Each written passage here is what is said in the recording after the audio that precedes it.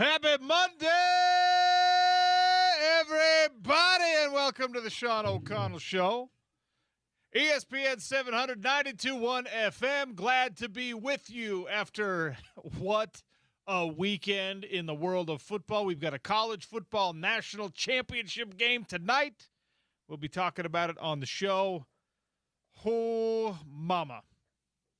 NFL playoffs. Look, there's a reason why the NFL holds its place at the top of our American sports consciousness.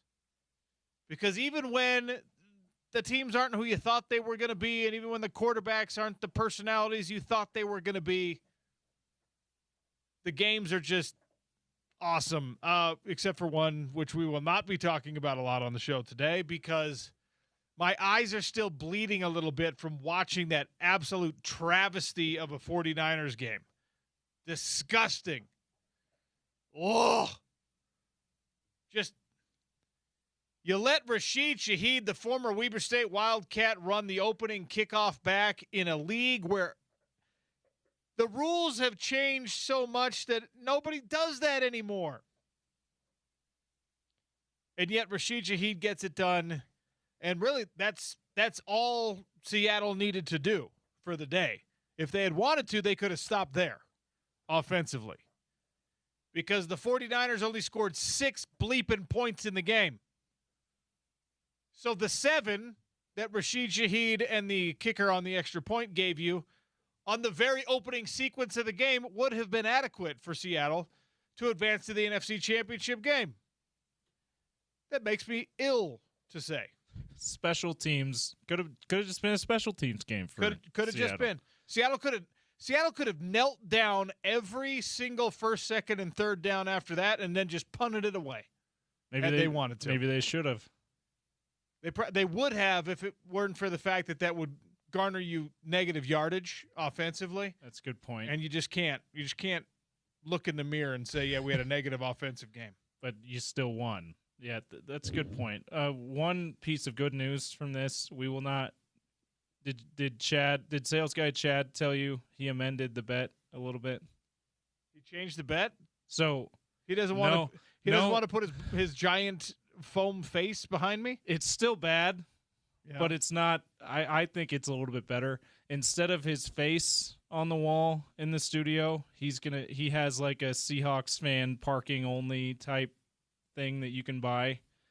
We're gonna hang that up in the studio for however long you guys. I don't know. Feels like Chad's changing the bet after the fact. Yeah, I would rather have it just be Chad's face. At least I like something about Chad. I like nothing about the Seahawks. I told him. You know what? OC's gonna hate it just as much, but I think it will make a lot more sense to our listeners to have the Seahawks thing hanging up than his face hanging up. Chad threatened to buy me a Patrick O'Connell, who is a special team backup linebacker, and also it's my little brother's name, jersey. Is that really your brother's name? Yeah, there's an O'Connell who plays for the Seahawks. Same name as your brother. You could just give it to your brother. He'd probably hate it just as much, huh? I would not let him wear a Seahawks jersey. Is he also a big Niners fan? No, actually, he's a Ravens fan. Okay, so he may not hate it as much as you would. Yeah, Patrick's a lot. My younger brother Patrick's a lot younger than me. He's like 10 years younger than me. And so when he was developing his fandom, we were like, all right, who are you going to cheer for? Because like my older brother cheers for the Vikings. We lived in Minnesota when we were young, and my older brother cheers for the Vikings. My grandparents lived in San Francisco, and they lived in San Jose, but my grandma was a Niners fan and made me into a Niners fan. And my youngest brother was just kind of like free agent. Yeah, free agent. He was a free agent. And there were some really good Ravens teams when he was young. Absolutely. And then when he was a teenager is when Eric Weddle played for the Ravens. Or I guess he was in his early 20s probably when Eric Weddle played for the Ravens. So we got to go to a bunch of games and watch Weddle. And it just solidified his Ravens fandom. So, oh, yeah. So if he's 10 years younger than you, then he's close to my age. Yeah, about that. Patrick, yeah. All right. Yeah. So yeah, I can see why he gravitated towards the Ravens. That was this John Harbaugh and Joe Flacco's Super Bowl, end of Ray Lewis, Ed Reed era. Oh yeah, those are some fun Ravens teams. Yeah, so I can see that. In any case, sales guy Chad threatened to get me the jersey, and I was like, no, I'm never gonna wear. Like, I won't even make the bet where I have to wear that.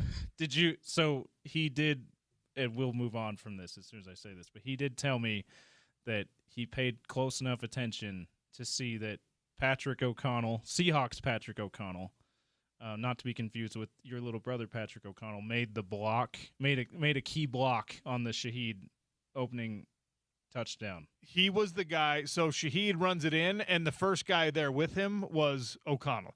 There was like one of the replays. There was like the sky cam angle. Yeah. And it was Shaheed in front, O'Connell right behind, kind of the immediate escort. So, yeah, it was not ideal for me to start the game that way. And then it got worse and worse as the game went on. But I'm not going to let that color my opinion of the divisional round as a whole. There was a lot of really interesting stuff that happened. And there's a couple of questions I have that I've passed on to you, the listeners, based on that. As we start the show, brought to you today and every day by our friends over at Big Willie's at 1717 South Main.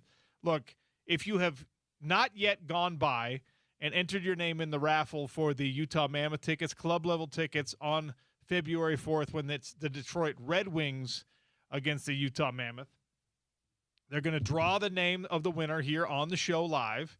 We'll do that at the end of January. So all you got to do is go into Big Willie's and say, hey, I heard about this place on the Sean O'Connell Show. They'll put your name in the raffle. If your name is pulled out of the fishbowl, then you end up going to the fancy 8th row ticket experience with Patrick and Michelle.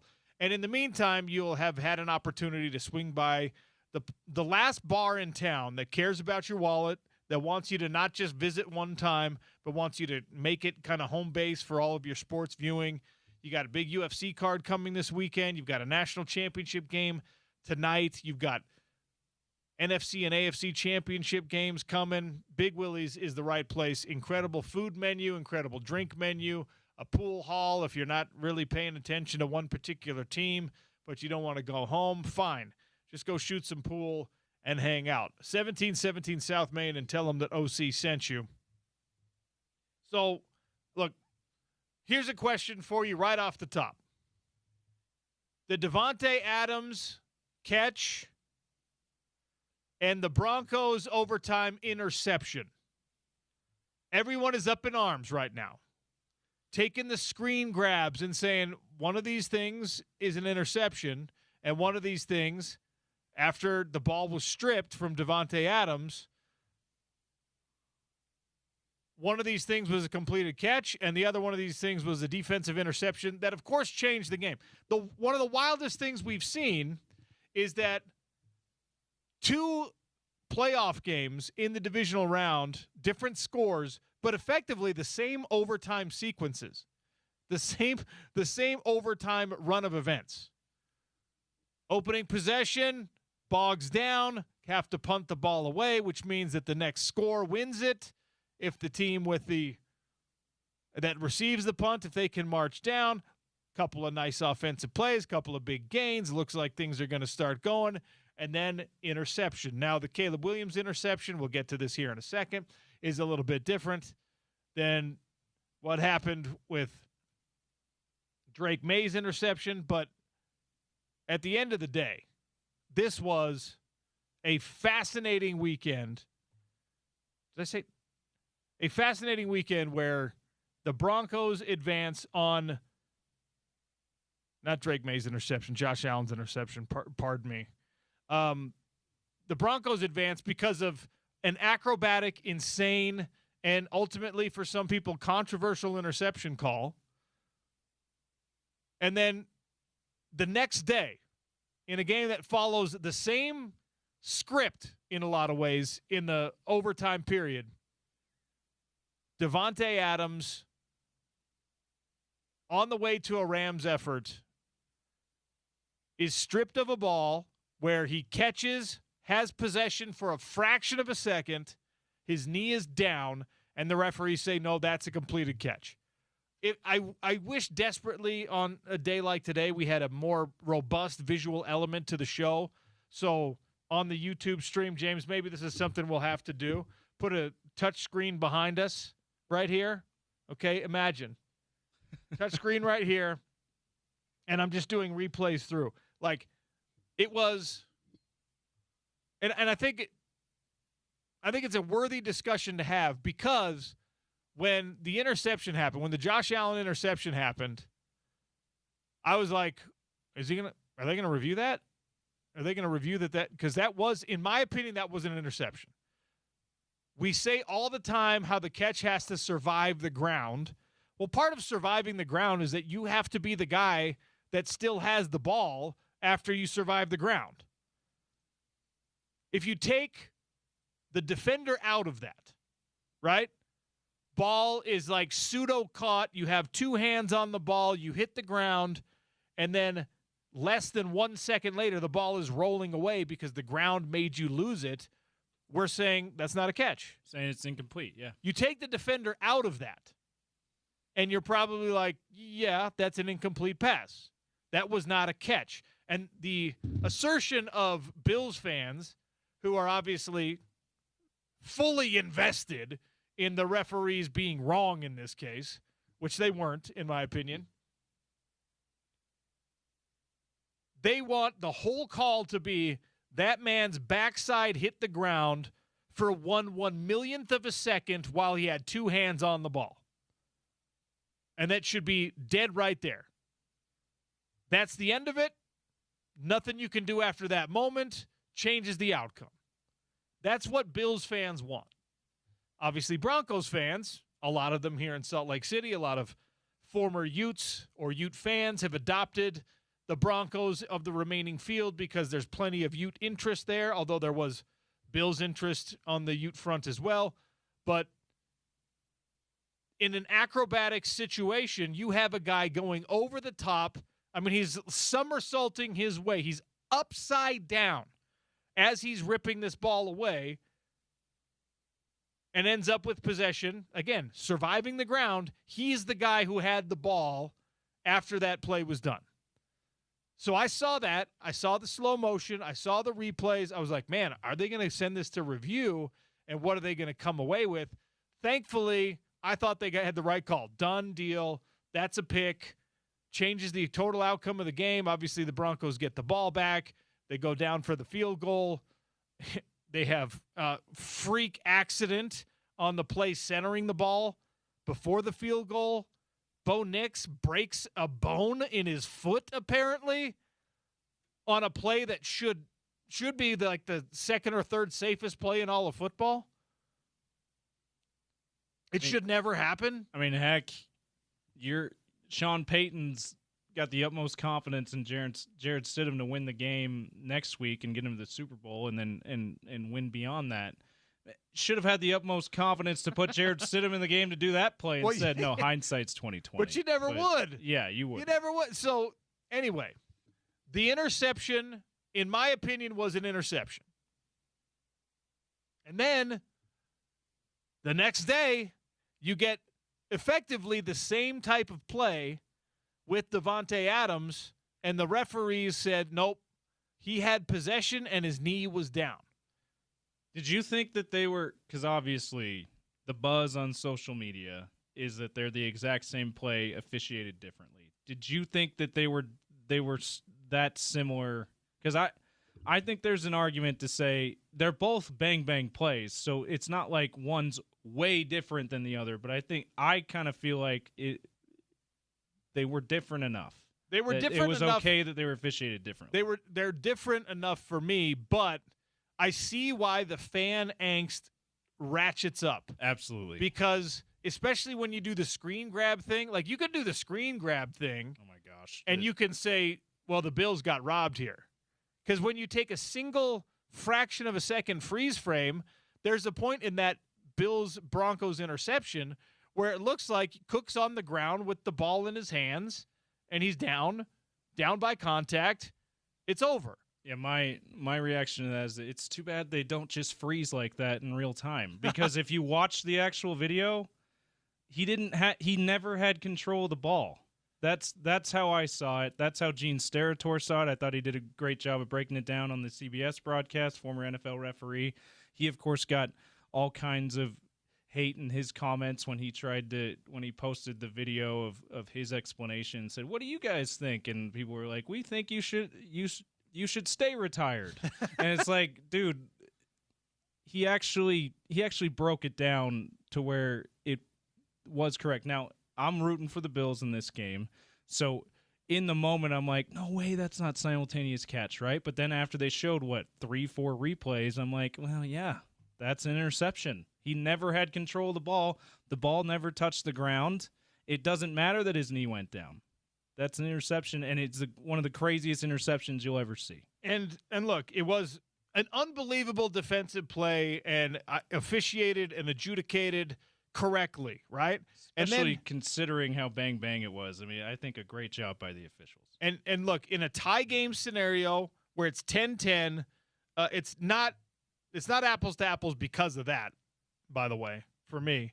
When you're talking about 11 minutes left in the fourth quarter versus a play in overtime, I know it's just like, no, you got to do everything the same. Like, it's far more important to get that overtime outcome correct than when there's 11 minutes left to play in a game. Especially in a moment in overtime because the rules have changed. Both teams get a chance to have the ball in a moment in overtime when the next score wins the game. Exactly. It's sudden death at that point. That's way different than 11 minutes left in a tie game in the other game. Now, for the Bears, does it change the outcome of the game if you are given possession on what would ultimately be ruled, I think, an interception rather than a Davante Adams fumble? Because that's, who knows? Because like, if that's your assertion, right, that Davante Adams, if you're a Bears fan and you're looking at it and you're saying Davante Adams does not have possession here in order to be down, he doesn't complete the catch. Same way that Brandon Cooks was officiated that he never had possession. And look, I don't have a ton of like a big horse in the race here. I'd rather see the Rams win this game than see the Bears win this game, I guess. But I think I'm as neutral on this one as I could possibly be. I look at it and I'm just like, well, yeah, I mean, Davante Adams, in my opinion, on this play doesn't necessarily have enough possession to be down. He's not a down receiver. That's not uncontested. Like they're battling for the ball as he goes down. So if the Bears get an interception here deep in their own territory, does it guarantee that Caleb Williams is going to turn that into points? No, it doesn't. Would it have changed the outcome of the game? Maybe. But we get into these bad habits as fans. And look, I'm guilty of it. We've all done it. We did it 2 seasons ago now with the BYU Utah game at Rice-Eccles Stadium where you're just taking frame by frame. I did it over and over and over again. Is this defensive holding? Is this pass interference? Why does the ball go through Cam Calhoun's hands here? Like, I probably watched the last 30 plays of that game going, how do you let this happen? And saying, well, if this would have been different, if this would have been called differently, the game might have been differently. If you're a Bears fan, you can't look at this and feel the same way about it that the Bills fans feel the same way about the interception in overtime. You can't. Now, you can be bothered, you can be mad, and you can say, well, in a tie game, fourth quarter, I mean, this is for all the marbles. This is your season continues or it's over. It's got to be done right every single time. I'm listening to you. I hear you, but it's not apples to apples. They're not the same play. They're not the same situation. They're not the same scenario. And even if you end up getting possession there, the direct result of that possession is not that if you find a field goal even, the game is over. And that's where the Broncos were, and that's where the Bills were. And because of that, I'm all for the debate being separated and saying, was this the correct call? Was this the correct call? But to put them next to each other with the freeze frames and say this is the same play called differently is incorrect in my mind. When I think Davante Adams had much more control of the ball than Brandon Cooks had. Whether, now, again, bang, bang, there's an argument that he didn't have enough control of the ball. I'm talking about Davante Adams, just like Brandon Cooks didn't, but he appeared to have a lot more of it than Brandon Cooks did. Brandon Cooks, that ball was never not moving. It's just, unfortunately for the Bills, and I was with you Bills fans in this game, pulling really hard because I just love the story of this Bills team, and I want to see him get over the hump at some point. I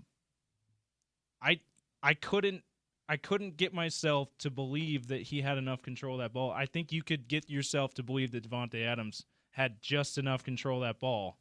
But they're both bang-bang plays. Honestly, would we, as neutral observers, me and you, OC, not having our favorite team in either one of those games, I don't know that I would have been, like, up in arms at whatever the call was either way. Like, as much as I'm saying they made the right call with Brandon Cooks, if they had made the wrong call, I mean, like, that's so close. I mean, whatever the call on the field was should be the call, right? You're probably right. You probably just uphold whatever the call on the. Here's what I need done. Okay, we have the technology to do this now, and I know that it will sound funny, but we really need to do this. You can now digitally remove people from the frame. Remove what's the Broncos? I'm blanking on the Broncos. The guy who intercepted the ball. Anyway, remove his arms even from. Like, just remove the defenders from both plays, and then decide there, is that a catch? Is that a fumble? Is that whatever? And they both would have been interceptions. Right, and then watch the video actually and play out in real time, not just freeze frame it at the time when you think it looked like it was a catch. Because I saw way too much of that on Twitter. I'm like, everybody who says, and Richard Sherman was one of these, most notably, there's a bunch of Bills fans posting screenshots. I think it was, speaking of NFL analysts now, Dan Orlovsky was one of these. I'm like, you guys are completely ignoring the video and just looking at the screenshot. The screenshot does not tell the story. Well, exactly right. Football's not played in a consecutive series of screenshots. Here, it's over, pause. By the way, if you did that, there would be a hold, offensive and or defensive holding on every single play.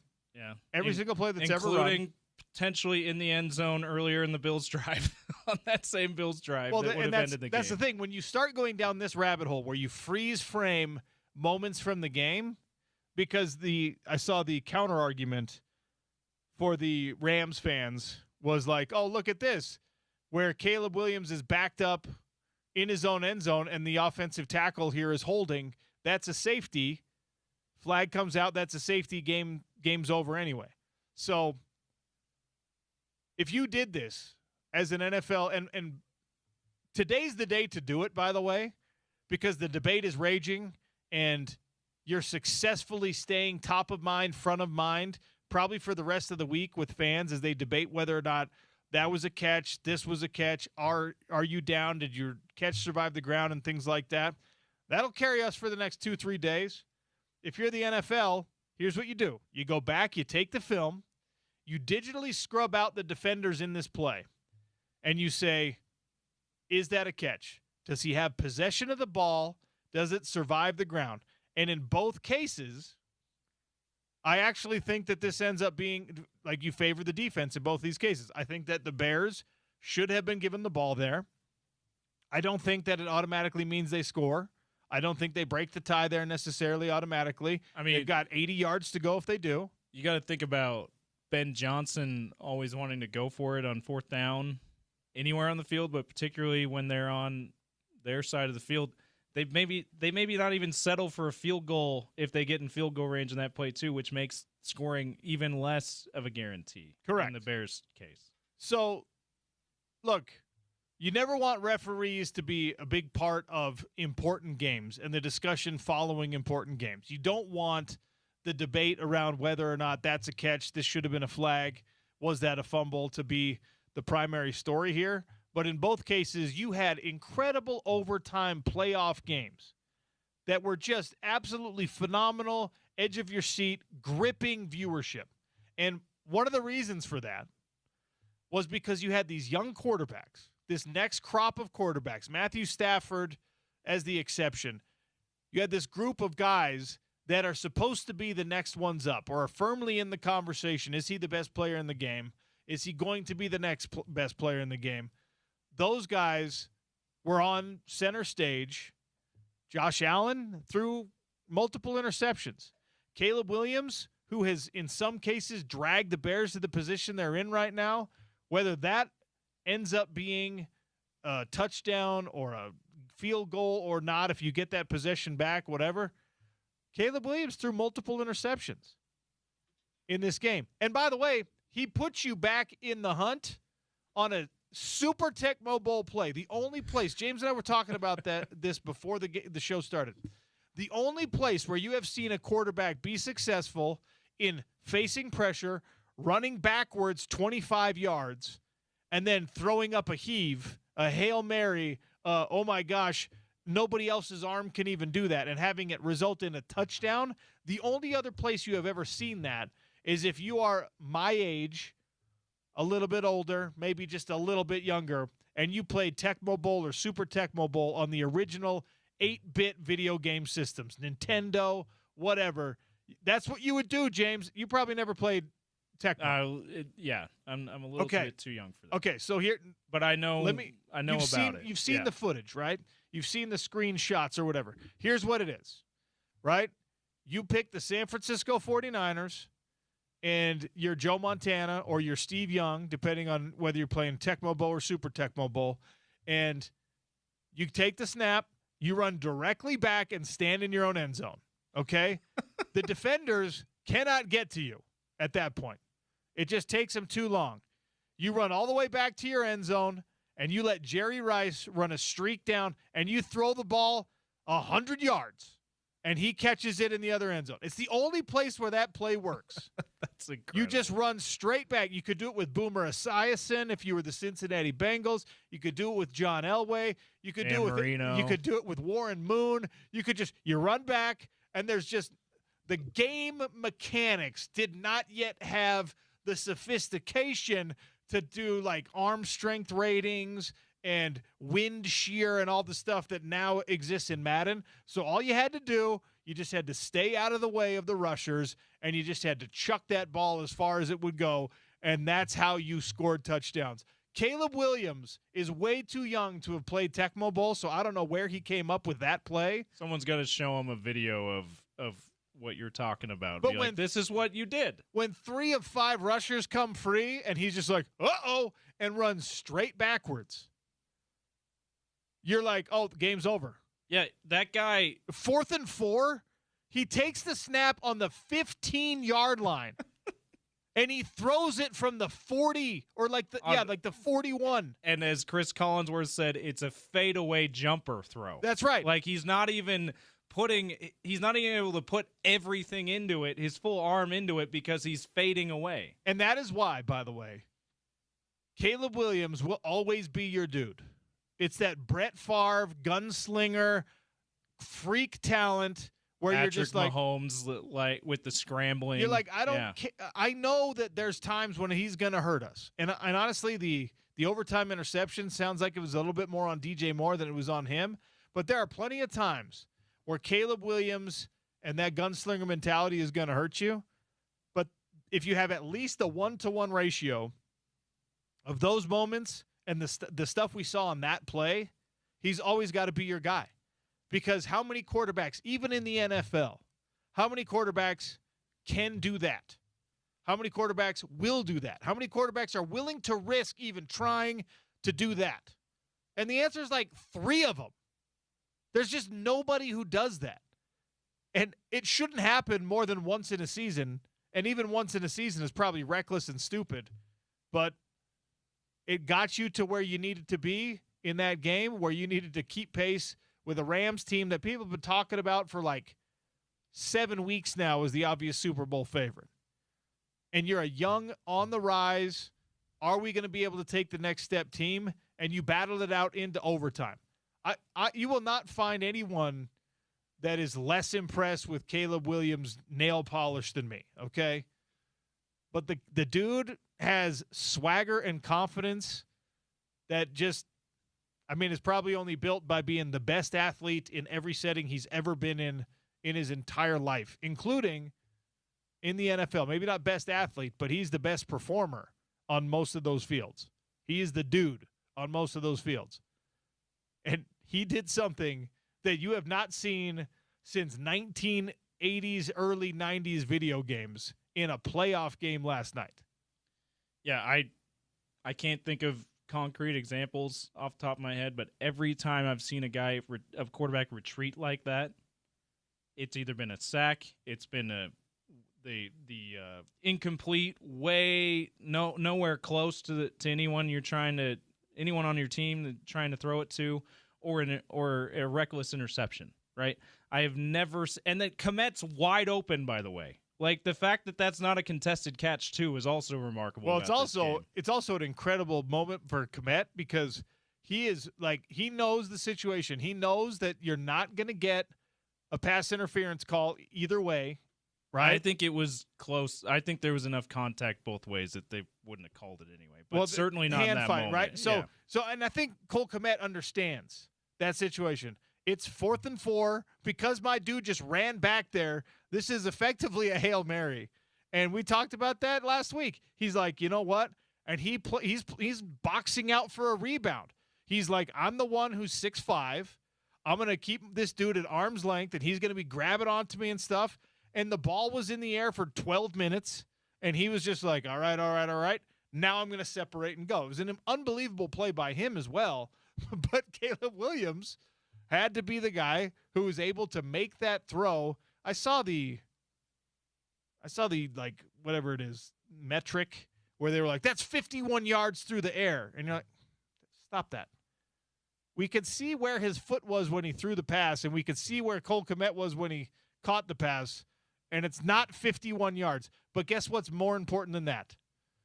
The fact that it was a touchdown. You don't need to lie to me and add an extra 5 yards through the air. I don't care.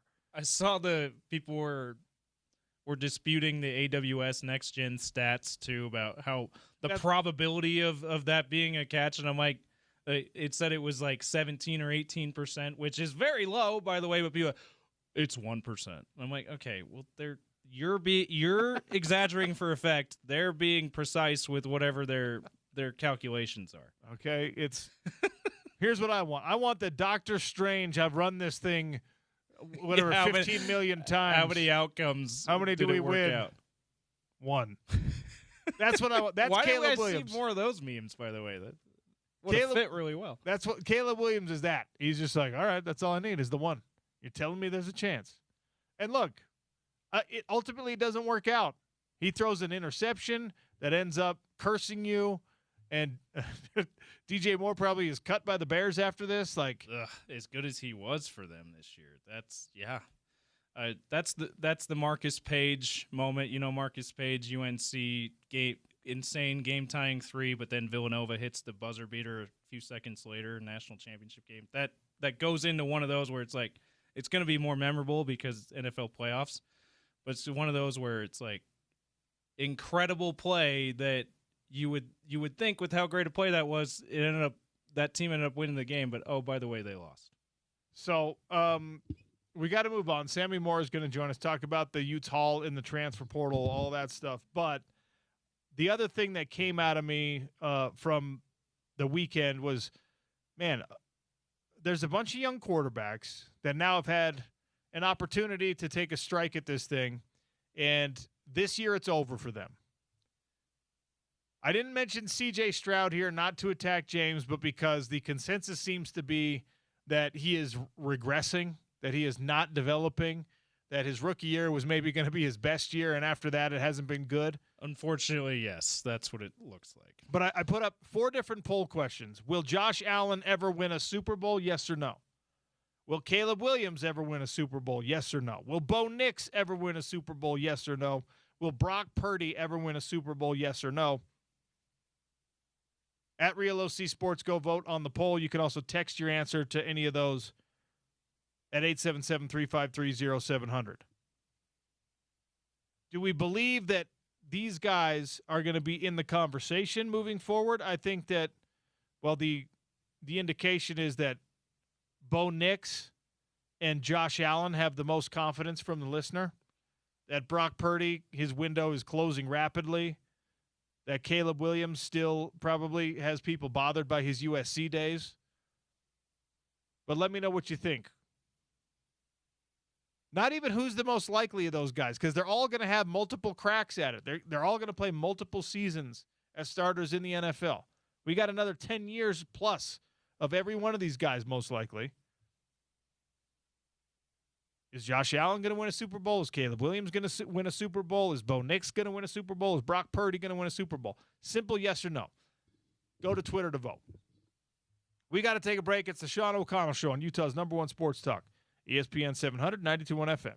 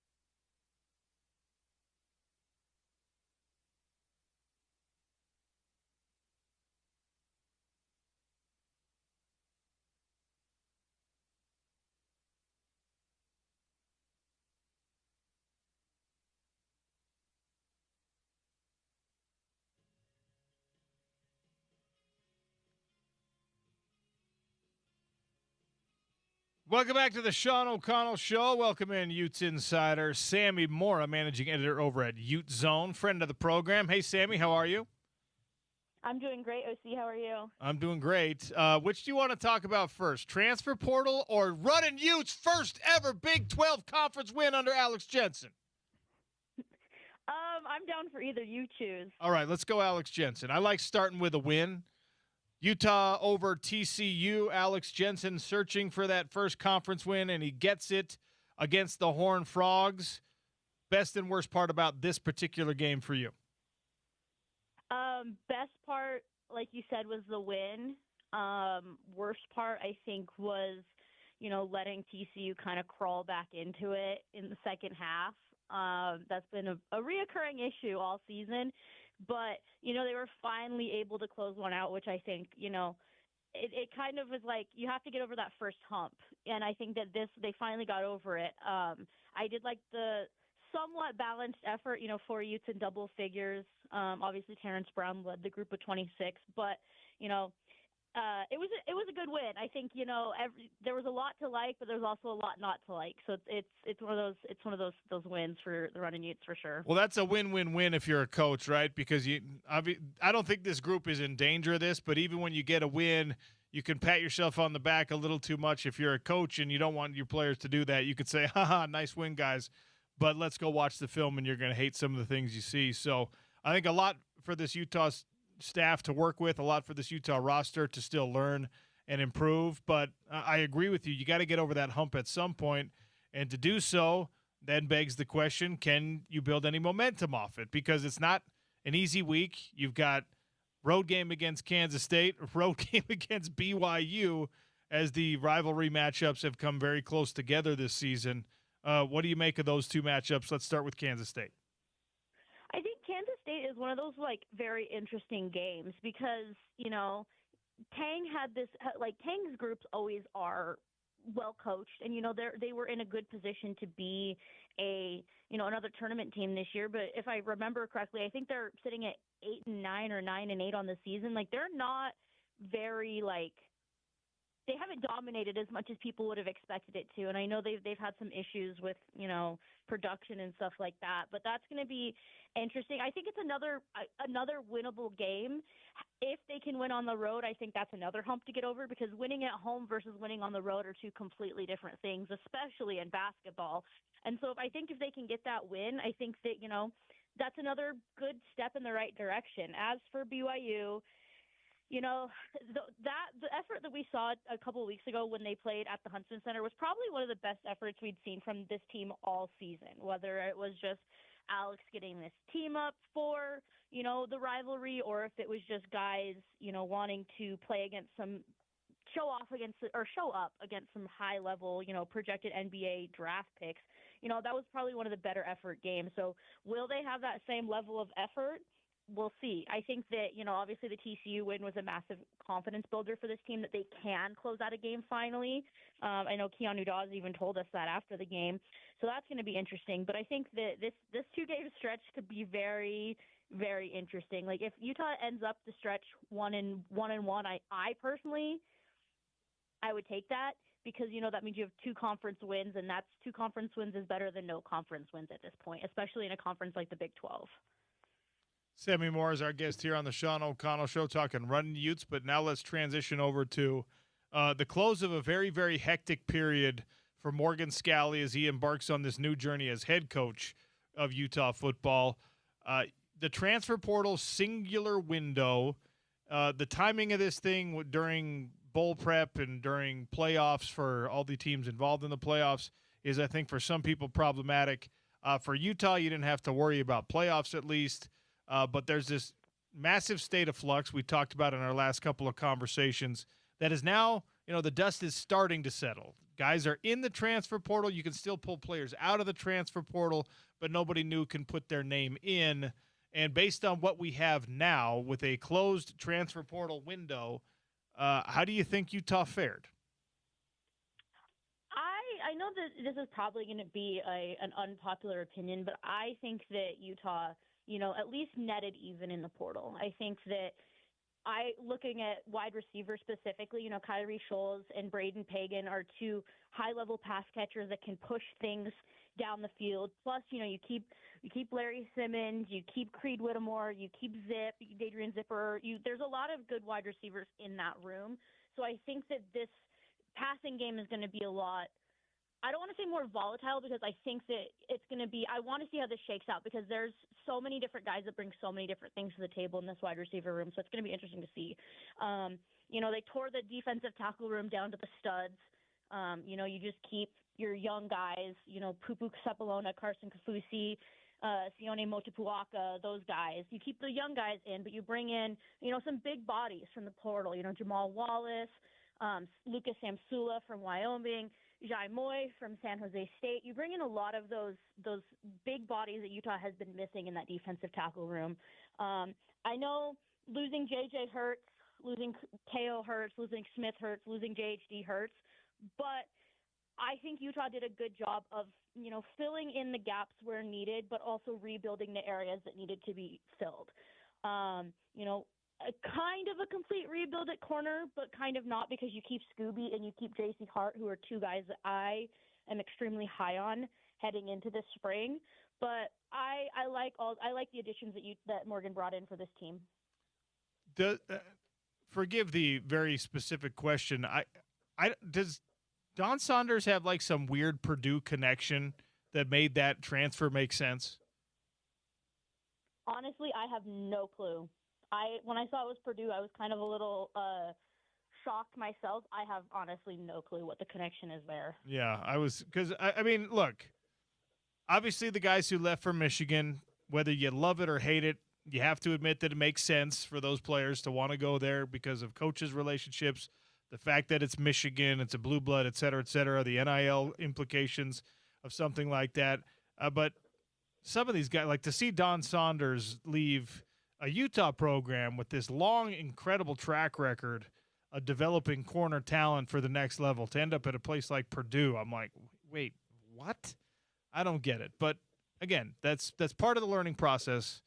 I don't like Teo to UCLA. I don't see how that makes sense. Now, there were a lot of people that were kind of out on him, and I was very, very critical of him. But it doesn't feel like that's an upward move in pretty much any world. I don't know. Yeah, that Teo one was another one that was kind of, a little confusing, but to a certain extent, Big Ten football, brand new head coach, brand new, culture around that program. I know historically UCLA hasn't really done anything, in the last, 10, 15 years. But that's one of the ones that, it's like right now it looks kind of weird, but, depending on how this new coaching staff does at UCLA, it could honestly be, pretty good to, decent. That's how I kind of see that UCLA transfer for Teo looking too. Okay, so I'm going to ask – my favorite thing to do to you is ask these unfair questions that are, they're all predictive and it's not really possible to get it 100% right. But this one you could look back and you could say, ha, told you so. Or you could look back and say, that was never my real answer. You forced me into it. The gem of this transfer portal, the incoming guys, who will be the most productive, who will be the one that we're 6-7 games in next year saying like, wow, what a get that was. Ooh, that's a hard one because, if you're looking like immediately, like at current immediate needs, I think, Elijah Reed, Kyrie Schultz, Braden Pagan are kind of James Chenault, Cedric Jefferson. I think those are the ones that immediately come to mind. But I think when we look like down the road, decent amount of time, I'm going to take a complete shot in the dark, and I'm going to say Earl Parker or Steve Chavez Soto. Those are the two I'm going to go with. Interesting. Now, let me ask you, does that mean these guys like 2 years from now are going to be a bigger story, or you're saying like 10 games from now instead of 6 games from now? Well, so Steve's only a redshirt freshman, I believe, or a freshman. So I don't think, Wayshawn's clearly our RB1 this season, but if Wayshawn has another massive season, we could easily see Wayshawn declaring for the NFL draft and going to the NFL. And if Steve has been described by many people as baby Scataboo, so that tells you what type of like runner he is and what kind of athlete he is. So that's why I kind of project him out long-wise. I think that, at this time next year, so January of 2027, I think we might be talking about Steve being one of those breakout players from the portal. And Earl, a kid that bet on himself big time. He's from Alaska, and he just started firing off emails to any a community college, FCS team, FBS team that would bring him in, and he ended up at Hutchinson in Kansas. Talk about a kid that's betting on himself, and he played lights out for Hutchinson this year. And, I honestly think he's one of those ones that could be, one of those next great JUCO players that Utah turns into an NFL star.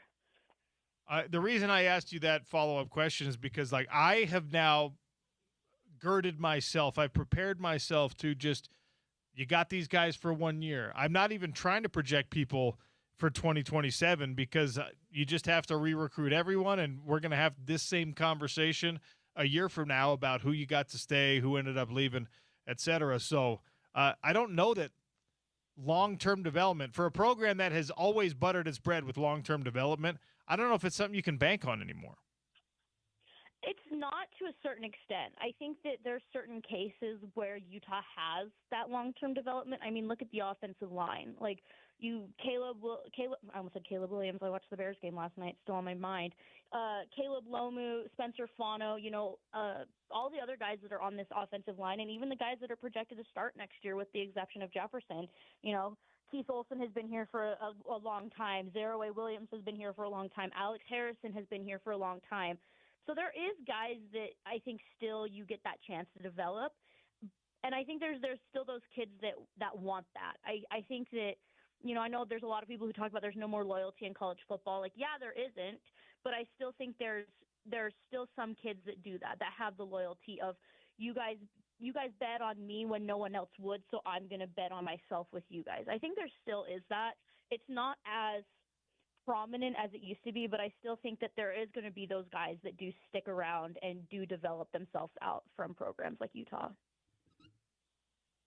Sammy, who wins the national championship tonight? I would love to see Indiana win. I would love it. I think that Indiana is one of those teams that I think Utah can kind of somewhat to a certain extent model themselves after. Obviously, they don't have a Mark Cuban. Utah doesn't. But, Cignetti did what he needed to do to get the players in that could impact the team when he needed it the most. And I think that that's something that, Utah could build themselves after. So I personally would love to see Indiana win. Sammy, you're the best. Appreciate your time as always. Talk soon. Thanks, OC. Sammy Mora, managing editor over at utezone.com. The Utes, by the way, their transfer portal class ranking, according to On3. Take a wild guess, James. Don't look it up. Formulate your guess in your mind, and I'll tell you where they rank next. It's the Sean O'Connell Show on ESPN 700 and 92.1 FM.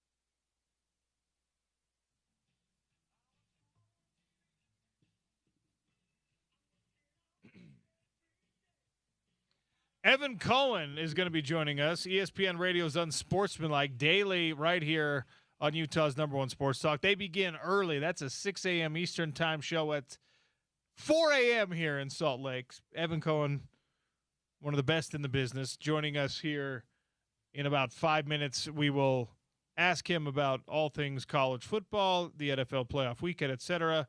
I wanted to inform you, Utah fans, as we're trying to dissect what the Utes ended up with in the transfer portal. We'll find out a lot more during spring and, of course, even more during the fall. But On3, that's kind of tried to position themselves as the ultimate NIL and transfer portal type news site. Their rankings have Utah at number 67 in the country.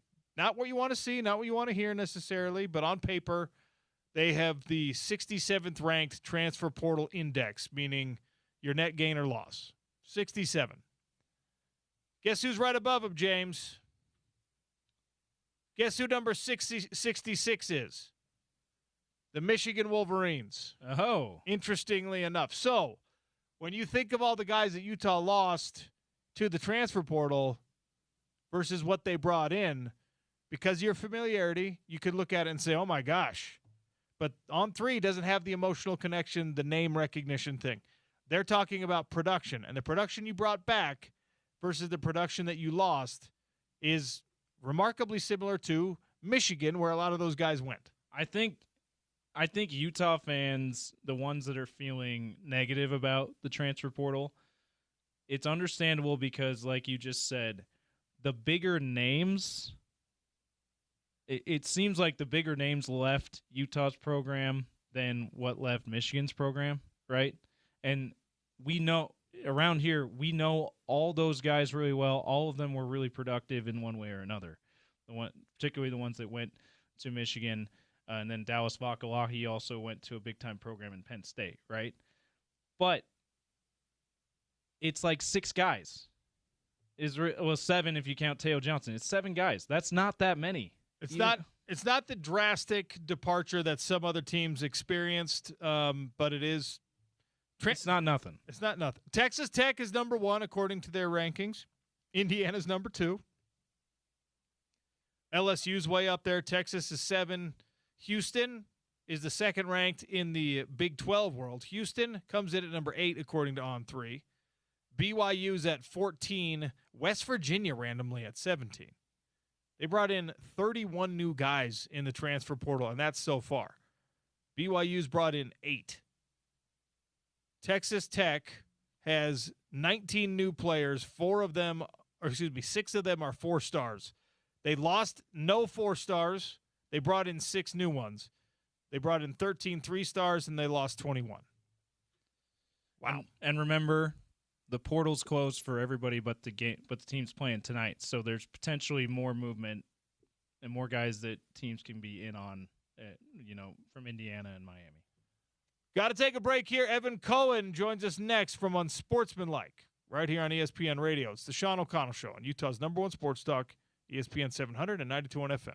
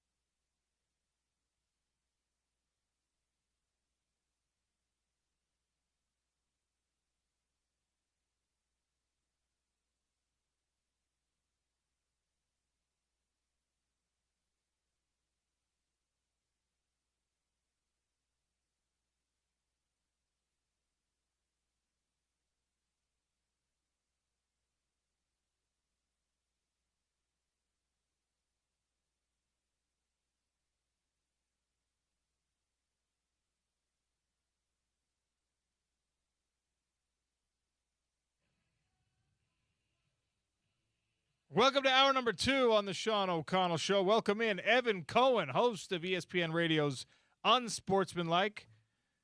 He's alongside Chris Canty and Michelle Smallman every morning. That's early here in the Mountain Time Zone, 4 a.m. He's on at 6 on the East Coast, which is still early enough for me, but he's a hardworking man, and he's kind enough to give us a few moments today on Salt Lake City Radio. Evan, welcome. How are you, sir?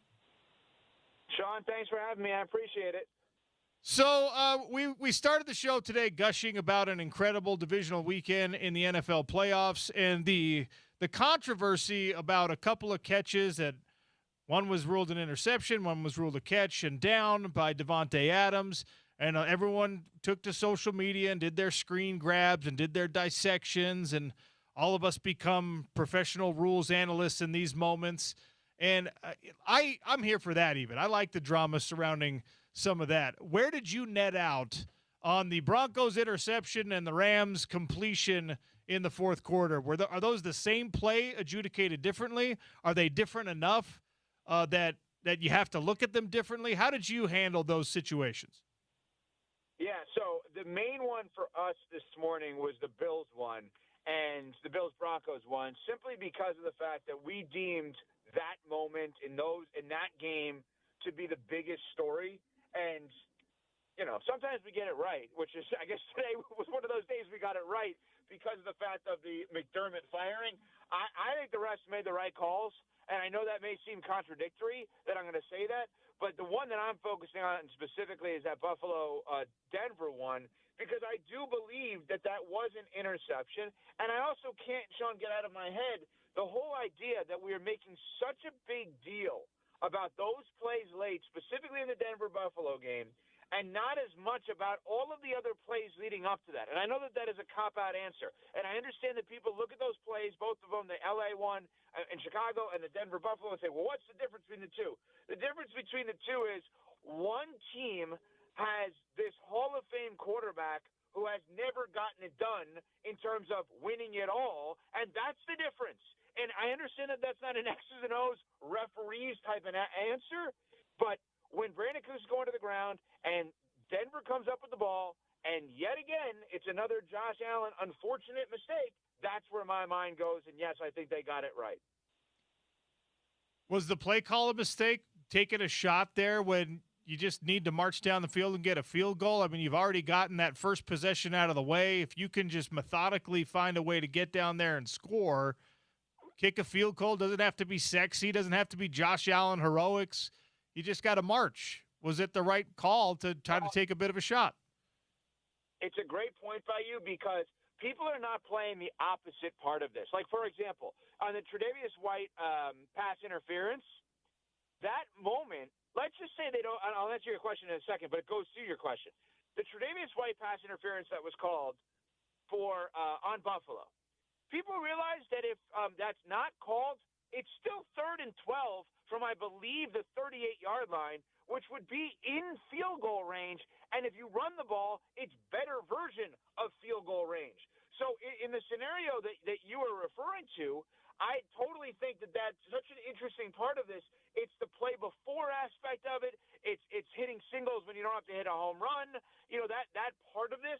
So, yes, the play call could be argued. Now, I must answer a question with a question. Is there ever a bad play call with Josh Allen as your quarterback? And if your answer is yes, that's a bigger conversation. I guess when he's had a rough day, yeah, that you could have some bad play calls when he's your quarterback, right? Because, I mean, he's so good at all of the things. You don't have to have him do a thing that maybe is not dialed in for that particular day. You can have him throw the high percentage ball. You can have him keep it in his hands and run, although – I don't know, injuries in this divisional round. What an insane thing that we'll get to here in a second. So, I mean, if we could just keep exchanging questions for questions, is it a bad play call when he's having a bad day, or do you have to treat him like he's not having a bad day because you expect him to just be able to compartmentalize every down? So I like this bit. Are we going to do let's see how many questions we can ask each other in a row. Here we go. Because all of this makes sense. Sean, what you and I are doing actually makes sense in my mind. Here we go. Ready? Did did Bill Belichick ever tell Tom Brady, you're not allowed to do blank? I don't know what the blank is, but if there's anything that Bill Belichick told him he's not allowed to do, was there anything that Andy Reid told Mahomes he was not allowed to do? And the reason I answer your question with a question off of my question with another question and a lot of questions is because did we just actually pinpoint why Sean McDermott got fired?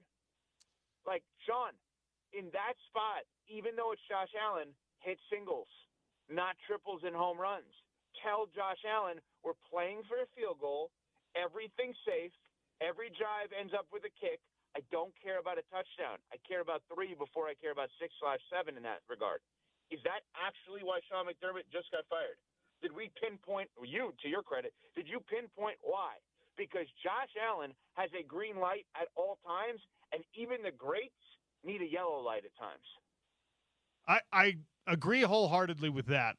And when you talk about a coach being fired as the result of a situation like this, here's another question, obviously. Do you ever find yourself as a coach hamstrung by the idea that your players can make you right? That, well, this guy's so good, I don't have to have the best version of myself. I don't have to have the best play call. I don't have to have the best whatever, because I get to be a little bit lazy here, or I get to be a little bit reckless here when people who don't have Josh Allen can't, right? Even if you only have Jordan Love, you probably have to be a little bit more careful. And is that why McDermott finds himself on the unemployment line, although I think it'll be very briefly, because he's making more reckless decisions because he's got that guy? I think it's a very, very interesting question, right? In other words, don't act like Josh Allen is your quarterback in that spot. Act like his backup, Mitch Trubisky, is the quarterback, because what would you do with Mitch Trubisky in that spot? What you would do is ensure yourself and guarantee yourself a field goal opportunity. Because even if you think that play is a 50-50 scenario on that interception, you still put yourself in a position where it may not be your ball. And in that case, it was not your ball, right? And I think there is something to that. What you are saying is, even with Josh Allen, at times you have to be conservative, and that don't allow the greatness of the quarterback to allow you to take risks that you shouldn't be taking. Well, I'm now asking the question if he will ever win a Super Bowl, if Josh Allen's ever going to win a Super Bowl. And I know that there are a lot of people who are just like, of course, look what he's got. Look at what, his individual talents can do, and the Bills will hire the right guy to maximize him. And if McDermott in this case was not the right guy, then they'll find the NFL equivalent of Steve Kerr, who just takes that next step with an already talented team. I'm not one to guarantee those things. I'm not one to think that stuff is what you can take for granted. And it's not getting easier in today's NFL to extend your great run years and years and years. Is Josh Allen approaching a point in his career where he's at risk of just being a Matt Ryan, of being a Phillip Rivers, of being a guy who's considered one of the greats of his era, but one that never ultimately gets it done? Yeah, it's an interesting question. And I'm thinking about this as I'm talking to you, and thinking about the amazing stability that your state has had in terms of coaches, right? I mean, if you're thinking about, I'm just thinking Jerry Sloan, Quinn Snyder, and obviously now Will Hardy's not going anywhere. The handoff from Urban to Whittingham, maybe that's a touchy subject today, but you get the overall Sure. And McDermott was there for 9 years, right? That's a long, long, long period of time in the NFL. And I would tell you that the next hire, to me, should not be about longevity. It should just be about what you just said. Who gives Josh Allen the best chance of winning a Super Bowl yesterday? I think if you look around the league right now, Raiders, Cardinals, Browns, Dolphins, just to name Titans, just to name a few, right? Those teams have to find a coach that is going to be with them for 5 years. You have to find stability. I don't think the Bills have to find a coach that's going to be with them for 5 years. I think the Bills have to find a coach that if he wins a Super Bowl with Josh Allen, could retire the next day, and you don't care. That's how immediate this is. And your focal point is dead on. This cannot be about forever. This has to be about, holy bleep, could Josh Allen actually go his entire career without winning a Super Bowl? Now, the two guys you mentioned, I understand that it's just a comparison, Ryan and Rivers. I think Josh Allen is significantly better than both of them already, in my mind, but the end result may get you to the same place. I just think they need to do everything in their power to ensure themselves as much of a guarantee as possible at that head coaching position. There's a lot of candidates out there. Is there one that comes to mind that can achieve that for the Buffalo Bills? If you're the GM, if you're the team president, if you're the owner, is there a phone call you're ready to make because you want to get Josh Allen set up for success yesterday? Yeah, and I know people are going to laugh at me, but I think Belichick's the best coach of all time. I don't care about the last year or two in New England. I don't care about North Carolina. I don't think that has anything to do with what he could do upon arrival in Buffalo. I really don't. Like, I just think give him that quarterback and give him cold weather and give him the anger towards New England. That's just me. I understand 99.9% of the people listening in Utah right now at 700 are probably saying this guy's an idiot. I get that. So then go to the next version of that. And to me, that's Mike Tomlin, who you would have to trade for. Does not look like he's going to coach this year and was college teammates with Sean McDermott, so maybe he doesn't want to do that. So keep going down that line. Mike McCarthy. I understand people are going to say, well, aren't these guys known for falling short like Tomlin and McCarthy? Well, they also are known for falling short because they won it all when they had Hall of Fame quarterbacks. Get a guy who knows what to do with a Hall of Fame quarterback and has done something with a Hall of Fame quarterback. So those are just a couple of names that I would look at. I would be like Brian Daboll may end up being the head coach there, and maybe he'll be great, second-time coach. It's not a guarantee, even though he has a relationship with Josh Allen from his time coaching him as the OC there. I just would be really nervous, if it were me, to hire a first-time coach that was a complete unknown when it comes to coaching Josh Allen. Evan Cohen is our guest here on the Sean O'Connell Show. You can hear him every morning on ESPN 700 at 4 a.m. on ESPN Radio's Unsportsmanlike with Michelle Smallman and Chris Canty. All right, let's talk about another young quarterback. He's not nearly as established as Josh Allen. I think he's every bit as talented. We learned a lot about Caleb Williams when Utah was a member of the Pac-12 Conference, and they had some great battles with him as the Trojans quarterback. And I think people, nobody here loves the guy, but everyone acknowledges that, oh my goodness, he does things that very few people can do. And you're old enough, you're around my age, you're old enough to have played Super Tecmo Bowl or Tecmo Bowl where you take the snap with your quarterback and you run back straight 30 yards, 25 yards, and then you bomb it to your favorite wide receiver for a touchdown. I didn't think it was going to work in the NFL. I didn't think that real-life football players were allowed to do things like that, and Caleb Williams proved me wrong in a divisional round with the game on the line, no less.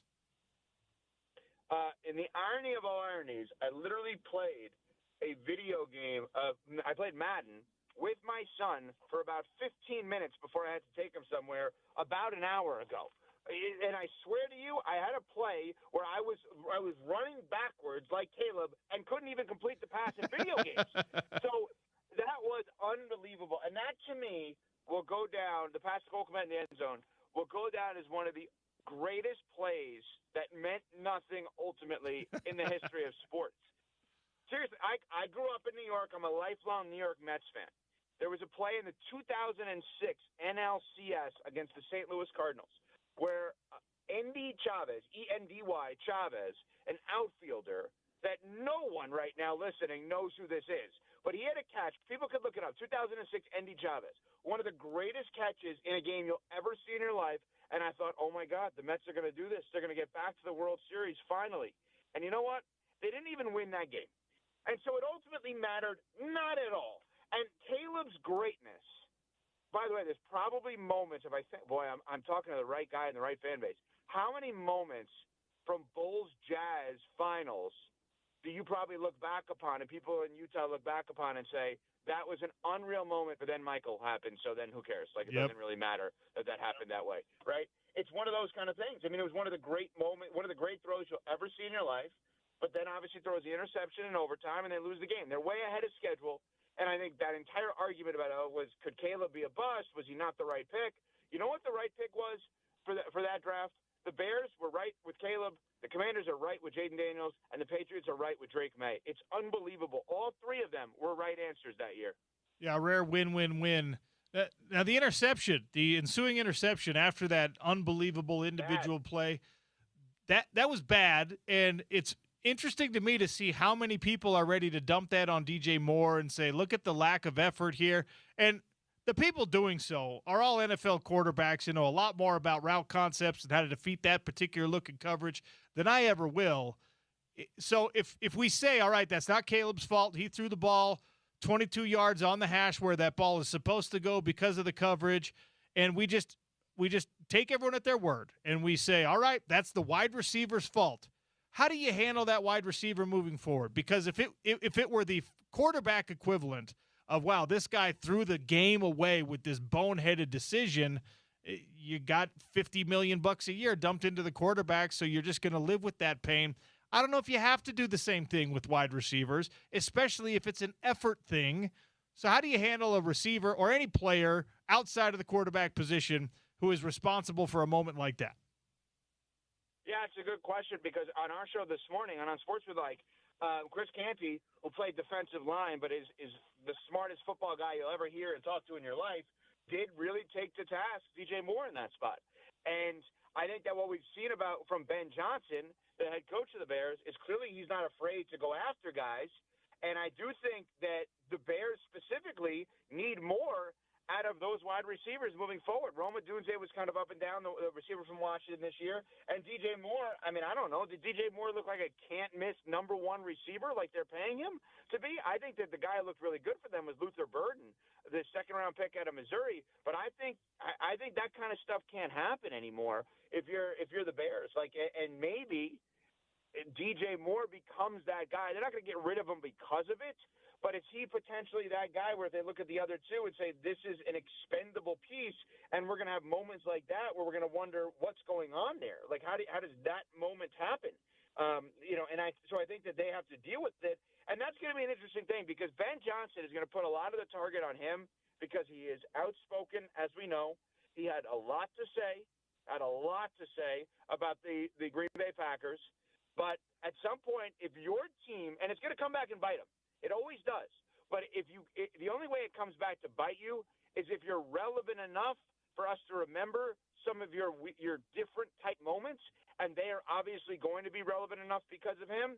And I think that DJ Moore had, 50-plus catches this year, if that, and 17 games played for Chicago, that's not impressive. So, yeah, I better hear from Ben Johnson on his own guys. If you're going to have so much to say, I think you're right, Sean. You got to go after DJ Moore in that spot as well.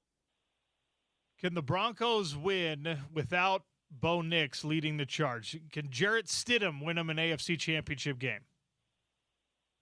He can, but I also think by me saying that, it downplays how good Bo Nix has been. And I think one of the most untold stories, you and I just went through those top three guys in the draft, 24 draft, with Caleb, Jaden, and Drake May. And I did not bring up, shame on me, Bo Nix, who was in the same draft. He has played in every game, if I'm not mistaken, in the regular season, right? Close to it, if not all the games in the regular season over the last 2 years. He's been in the playoffs both years. He took his team to the AFC Championship game this year. He outplayed, arguably, Josh Allen in terms of big moments, lack of turnovers, etc. Did have the one, which Josh Allen did a terrible job throwing another one right back to them. And got his team to the AFC Championship game, only to get hurt the second-to-last play in overtime, which nobody on field, I think, saw in the moment. I think Stidham could do it just because I don't think you can write off this Denver Broncos team with how well they played, specifically defensively, and how well coached they are. I will tell you, one of the most interesting parts of this game this weekend is how much the Patriots are familiar with Stidham. Remember, he was a draft pick by them years ago, fourth-round pick out of Auburn/Baylor. His offensive coordinator when he got into the league was Josh McDaniels. He then goes after that, ends up on the Raiders, where his head coach was Josh McDaniels. This offseason, when he was a free agent and the Patriots traded Joe Milton to the Cowboys, their backup quarterback, they're looking for a backup quarterback, it was down to two guys. The guy they have on their team, Josh Dobbs, and Jarrett Stidham. Why Stidham? Who's the offensive coordinator in New England? Josh McDaniels. So to say that New England knows him would be an understatement, but to be fair, he probably knows a little bit about New England as well. Different head coach, obviously, with Vrabel, but I'm sure he's familiar a little bit with that style. But sure, I mean, I think that at this time of year, you can't rule out anything. Do I think the NFL and fans across the board are in love with the idea of a Jarrett Stidham, Sam Darnold Super Bowl? Maybe not, but we may be looking at that. Well, I was gonna ask you, Rams or Seahawks, who emerges after my San Francisco 49ers laid the most embarrassing of eggs in that game against Seattle. The Seahawks look great. The Rams found a way. Who wins the NFC? Yeah, I'm probably going to go with the Rams just because of the coach-quarterback combo. Been there, done that. That's a dumb reason, right, that they've been in this moment before. But I've been saying all year my theme with the Rams, because I'm with you, I love the Niners in terms of the way in which that they were operating this year. I thought they were just great. That I look at that team, and I've been saying all year, the Rams have been hiding in plain sight. It's like we forget how good they've been the last few years. We don't talk about them throughout the season as probably much as we should. Big market team, we know, but obviously in that market, it's more Lakers and Dodgers centric, USC. But I think the Rams are hiding in plain sight. So, I mean, I'm going to go with the Rams. All right, we're a college football market, so I can't let you get out of here before I ask you a national championship question or two. Indiana is right now. Can I ask you one question at the end, though? I got to ask you a question at the end. That's totally fine. Go ahead on college football, and then I have a question for you. Well, look, part of what we love, right, when you're kind of like a mid-market, when you're a team that has been there but not all the way done it yet, you see Indiana and you say, hey, if they could do it, why can't we? If they could do it, why can't Utah? If they could do it, why can't BYU? If they can do it, why can't whoever? Fill in the blank. I don't know that that's really the right way to approach it, even though I find myself in that category sometimes, because what's happening It's not. I'm going to tell you why. I don't mean to interrupt, but this is the craziest part of the story tonight. Great fans in Utah. You do realize how much better historically the Utes are than Indiana football. Correct. Significantly better. You do realize that all of the success that BYU has had, right? All of the unbelievable players that have come through there, significantly better than that of what we have seen from Indiana. But wait, there's more. You do realize Utah State has been better than Indiana. Like, this is the whole point here. This should not be, if they can do it, why can't we? You've been doing it significantly better than this school for the last 30 to 40 years. It's not been applicable to the great schools in Utah because you've been better than them. Then why are they so much better than everyone else right now? Is this a Curt Cignetti is the answer kind of thing? Yes, and because Major League Baseball made a stupid decision to turn Mark Cuban down from owning the Pittsburgh Pirates, so instead he tried to own a college football team, the one he went to. So with Mark Cuban funding the program is brilliant. And obviously there's big dollars and donors, I'm sure, at Utah and BYU, and I'm not saying that there's not. And they've had great coaches there, as we know. I mean, BYU was, inches away from being in the playoff. Utah has had some of the best players and coaches to come out of it.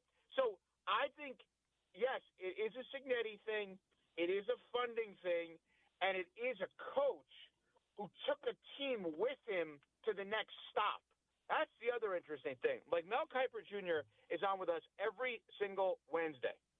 And at 6:30 your time. Every single Wednesday. And Mel Kiper Jr., every time he talks about Cignetti, he talks about how interesting the future is going to be when he doesn't have the JMU guys with him. And James Madison, where he coached prior. Right. For example, correct me if I'm wrong, Kyle Whittingham took a lot of his coaches to Michigan, not a lot of his players, right? Right. Yeah, he took his whole offensive staff and his best recruiter from the defensive staff, and then he took, I think we decided today it was like 6 guys. Imagine if he took his best players too. Well, I think he believes he did. Well, you get what I'm saying. If you have 10 to 15 guys off the Utah roster that now you're bringing to Michigan, combining with the Michigan roster, and helping you set the tone for what your program is going to be, that's part of the story here. And, oh, by the way, that Mendoza, and people see it and hear it tonight, Mendoza was dying to go to Miami. His dad, he's from Miami, won a state championship in Miami. His dad played high school football with UM's coach Mario Cristobal. His mom was a tennis player at Miami. And when he was coming out of high school, Manny Diaz, who was then coach at Miami, now at Duke, he wanted to go there. Manny Diaz turned him down. He went to Cal, as you know, covering the Pac-12 as much as you have. He went to Cal, and he wanted to go to Miami, potentially, and there wasn't the obvious spot for him, and he goes to Indiana. So, I mean, the fact that Cignetti ended up with him, and he brought all the JMU staff with him, and he's got the Mark Cuban funding, and as he said, he wins. Google him. It's just the perfect storm. And look, if he wins it tonight, and I think he will, he caps off the greatest sports story. I mean, you have to make it a movie at some point because they went from worst to first, literally in a 3-year span. Really incredible stuff. What does Miami have to do to keep this game close? I think they have to attack more. I think they got to get nasty, and they got to go after him. I'm not suggesting to hurt him. That's not him being Mendoza. I'm saying to rough him up, almost like the Patriots did with C.J. Stroud yesterday, where it's like every time he drops back, he's nervous something is going to go wrong. Miami has great defensive linemen. They're coached on that defensive line by Jason Taylor, Hall of Famer, Miami Dolphin. And I think they have to make it extremely uncomfortable for Mendoza. And this is where, and I'm rooting for Miami, but this is where it's a little tricky. I'm not the biggest Carson Beck fan. I have turned in his favor because he has learned what I deem to be a compliment, not an insult, how to manage the game. The problem is everyone in the know tells me he can't just do that. He's got to try to win the game for them tonight, and that's where I get nervous.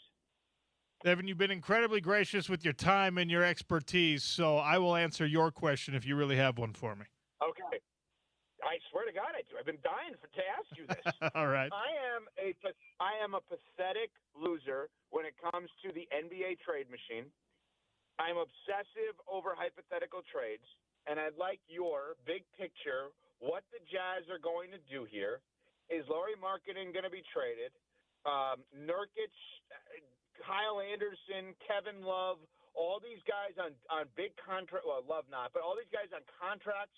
Are they going to go somewhere else? What are the Jazz going to do now over the next 3 weeks? I think that Lauri Markkanen stays in a Jazz uniform. I think that this ownership group and the leadership here realize how difficult it is to get an all-star caliber player in Salt Lake City that truly loves being in Salt Lake City, and Lauri Markkanen fits that mold. The timing might not work out as well because of his age and the rising age and his trade value if somebody else really wants him. So that could be the only thing that pulls him out of here. But I believe that this ownership group and the management knows that Lauri Markkanen truly loves being a Utah Jazz man, and that's not been the case with Gordon Hayward, who was previously your best player. That was not the case with Donovan Mitchell, who was previously your best player. It wasn't the case with Rudy Gobert at the end, and that's unfortunate. So when you have one of those guys, I think I know a lot of the fan base feels this way, but conversations I've had with people in the organization, I think they're starting to come around to the idea that, like, man, when you've got an all-star who likes being here, you should probably let him stay here rather than banking on future draft capital, especially when the lottery is rigged against you, but that's a different conversation. George Niang, you can probably find a way to get him out of here. Love has been a great locker room presence, but I don't think he's important to the future for the Utah Jazz. But the building blocks of like Keontae George and Walker Kessler and Lauri Markkanen, I think they stay put. And what gets Austin Ainge and company to change their minds? 3 firsts, 2 firsts? Probably 3. I think 3 would be the right price. Do you think anyone would give that up for Lauri? Yeah, I do. I do think so, and I think that I also think like they have 3 forwards, 3 big, like not bigs, but I mean guys that theoretically play the forward/wing position, right? And Hendricks, obviously Ace Bailey, Cody Williams. These are all guys that theoretically play where he's playing right now. And then Philip Houski, I know, is playing a bunch, and Walker Kessler is banged up and done, but like these are guys that are going to have to play at some point. No. And, Yes. And Markin, in a weird way, is standing in their way if you're not trying to win now, which I can't imagine they are. Well, they're not trying to win now, but I think they're finding that this group already is better than they thought they were going to be, and they're having to like change the way that they've made their promises about deliberately tanking, and so I think the timeline is accelerated on when they think they can start winning. I don't know how much, and I don't know if Lowry. I mean, the great debate with him has been for years now. Can he be your number one option on a playoff team, on like an actual respectable competitor of a team? But Sean, if they keep him, they're going to lose their first-round pick. Well, they could keep him but sit him down and still keep the first-round pick. That's the only way they're going to be able to do it. Yeah, I mean, what, top 8 protected, right? Yeah. Tell you what, if you want Lowry Markkanen, you got to pull a page out of the Dallas Mavericks playbook. You say, all right, I'll trade this guy if you guarantee that I get A.J. DeBonsa in this upcoming draft and let Adam Silver manipulate however he does. I think Ryan Smith's already on that, isn't he? I hope so. I really hope so. I think he's been working on that one. I'm not saying anything illegal. He is to BYU what Mark Cuban is to Indiana, and there's nothing illegal, but very smart of him. Correct. Evan, I can't tell you how much I appreciate your time on the show today. Love what you do early in the mornings. Tell Michelle and Chris to keep up the good work as well. Thank you, sir. Will do. Thank you so much for having me. I appreciate it, Sean. That's Evan Cohen. Unsportsmanlike is what starts your live programming day on ESPN Radio. 4 a.m. right here on Utah's number one sports talk. There, 6 a.m. on the East Coast. And he shouted out his co-host, Chris Canty, who I'm glad Chris Canty probably doesn't listen to our show, because last week I was like, you can never give a defensive lineman too much responsibility because they just don't know the defenses the same way. Chris Canty probably takes exception to that. He's a student of the game. And it's a good thing that I just barely hung up with Evan Cohen, so he didn't hear you say that, to pass it along to Chris Canty. So well, Evan listens to the show every day. That's so true. Might. Listen, real quick, I was super impressed with the homework he did, or maybe he does actually pay attention to everywhere in the country, but the way he was talking about Utah and BYU football history and Jazz history, at least big moments, I was impressed with Evan today. That was I hope he's endeared himself to our listeners with that too. We'll try and get in touch with Evan probably at least quarterly here on the Sean O'Connell Show. Got to take a quick one here. The Daily Dump is next. You will never believe what NFL players are trying to do to stay warm in these cold weather games. It's Utah's number one sports talk, ESPN 700 and 92 on FM.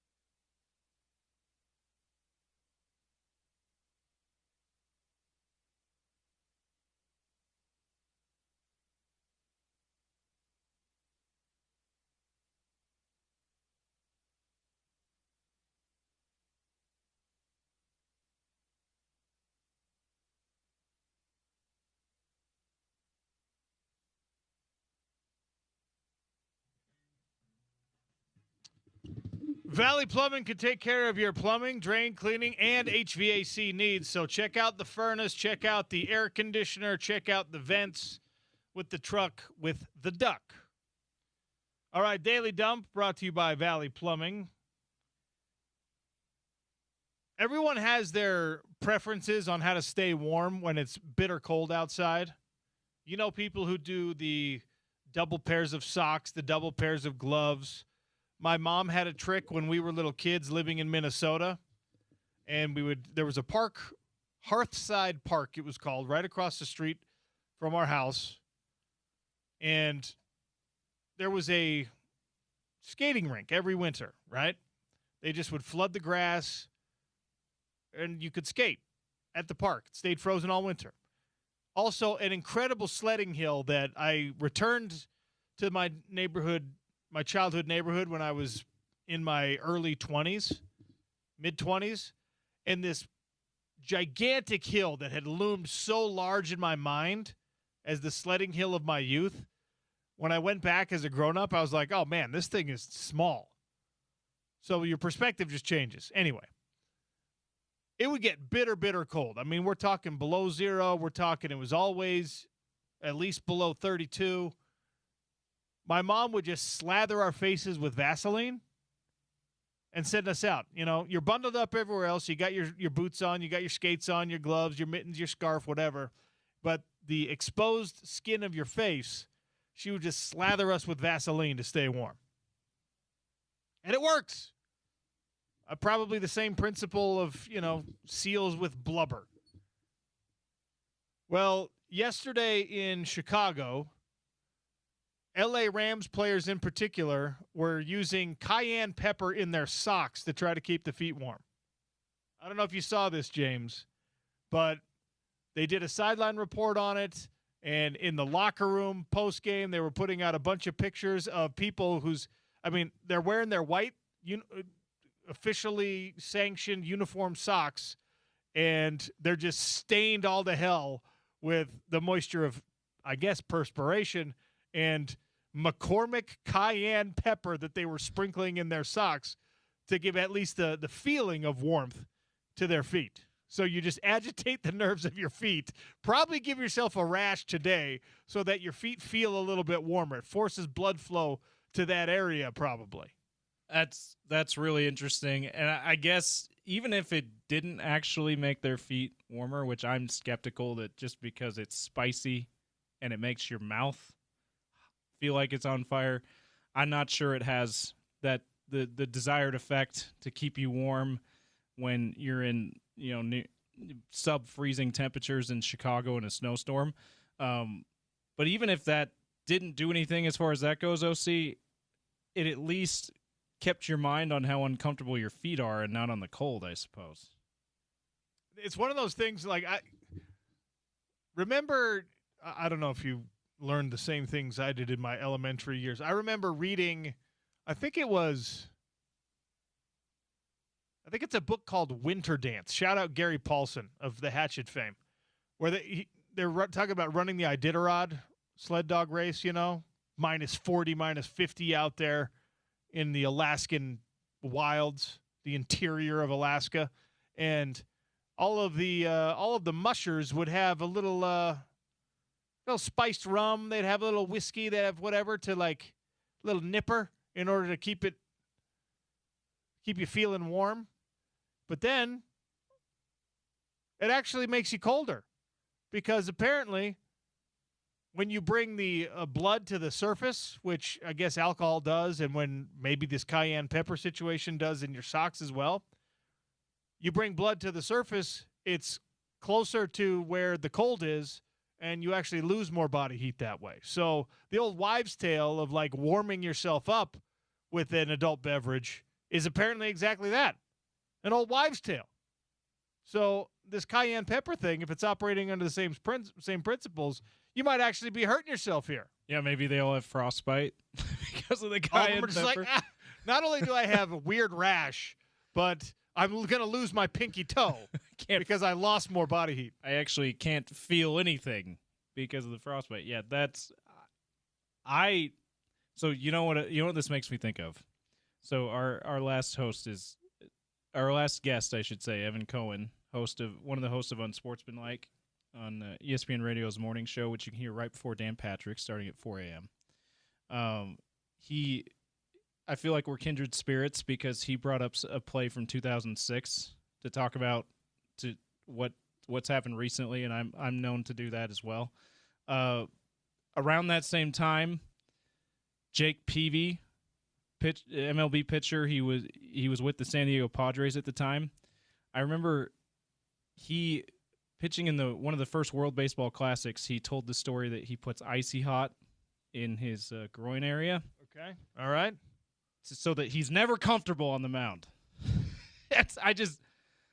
I just don't think any of that works. Like, especially this cayenne pepper thing, probably the worst example of all of them. You know what the funny thing about all of it is that probably none of it scientifically works. Yeah, it's just psychological. The human mind is such a fascinating thing that the placebo effect is 1,000,000% real. Yeah. Like, it is documented to where you're just like, you know what makes me perform better?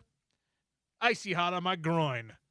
That makes no sense at all. I think, and I may be completely getting this wrong, but I think I remember the announcers saying that he may or may not have gotten that from Roger Clemens, who was one of the pitchers on that Team USA team as well. But it could have just been his own thing. Like, I just don't want to ever feel comfortable out there. I'm like, well, you're certainly not going to doing that. I know that you were probably watching a lot of NFL playoff this weekend and getting ready for tonight's college football championship game. Did you happen to take in the AFCON final between Senegal and Morocco? You know, I just missed that. I meant to. No, I did not. What happened there? So, in stoppage time, Senegal ends up with this insane protest where the players just walked off the pitch because Morocco was given a penalty kick in stoppage time that seemingly was a very corrupt call. So the Senegalese players were just like, we're done. Absolutely not. We're not. And they walked off the pitch. The game is still happening. They walked off the pitch in protest. And this is the final. Winner of this wins the AFCON Cup. Brahim Diaz eventually takes the penalty kick for Morocco, and it is saved, and Senegal goes on to winning this one. But there were fights. There were, in fact, a Senegalese backup goalie attacked one of the Moroccan ball boys. So, it was an absolutely insane soccer match, and all of us were here watching people play American football in the cold. Might be the first time I'm wondering if that was the correct decision. Yeah. Oh my gosh. We make fun of the SEC's mantra all the time. It just means more. But international soccer, it really does just mean a whole lot more than anything else in sports here. As much as we think the NFL means more than anything compared to anything else in the rest of the world, we don't do that. In NFL games. They do that in soccer games. One of the weirdest, you could go find the highlights of this, by the way. I don't know why. So the goalkeeper for Senegal, it was raining, and the goalkeeper for Senegal has this blue towel that he's using to dry himself off and dry his gloves off, right? And during stoppages in play is when he uses it while run of play is happening. The backup goalkeeper his name's Yvan Diop, okay, is holding on to this towel. And he's protecting this towel with his life. For some reason, the Moroccan ball boys and everyone involved with the Moroccan Federation is trying to steal this blue towel from him. They're resorting to physical violence. There's a pack of jackals coming after him trying to take this towel. It appears to be, James, just a plain blue towel. I don't see a logo on it. It must have some kind of sentimental value to the actual goalkeeper for Senegal. But his backup is fighting off multiple attempts here. And the Moroccan the Moroccan team, their equipment and whoever it is just trying to get an advantage for their team, right? I Just have to no idea. Why are they trying to away, right? Why are they trying to steal his towel? Like, hey, Makes no sense. Try to play without your towel. Maybe they were like, there's something special about this towel. Maybe this is one of those. They were like, oh, he's got some blood doping on the towel. I have no idea. Banned like the pitchers not that long ago putting pine tar, putting like lotion and pine tar in their belt so that they can get a better grip and spin on the ball. Maybe he's doing something that's helping him stop these shots better, which doesn't make any sense, by the way. 877-353-0700. If you know why this towel could be special, if there's an equivalent in it's got slubber on it, I think. For soccer goalkeepers to have, like, I don't know, if you wipe enough icy hot on your face, does it make you a better goalkeeper? Seems like that just burn your eyes. If you're always uncomfortable, you're gonna perform better. Shout out to Jake Peavy. 0626, by the way, giving us a nice little update on the pepper in the socks. Okay. I've worked in healthcare over 20 years. The capsaicin from peppers reacts to protein receptors in your mouth and sends heat signals to your brain. So peppers and spices aren't actually spicy. It's your own mouth that makes them spicy. Putting spices in your socks does absolutely nothing. Thank you, Texter. I would have guessed that. Hold on. What if you have protein receptors on your foot skin? Yeah. Have we thought about that? The Chicago Bears trainers injected protein receptors on their foot skin. That's the next evolution. Definitely. Okay, and also, I love this. Our listeners helping us update. 3038. President of FIFA is extremely close with multiple people in the Moroccan Football Federation, so everyone thought that from the get-go that FIFA wanted Morocco to win. Side note, Morocco was awarded the World Cup in 2030. Oh, conspiracy.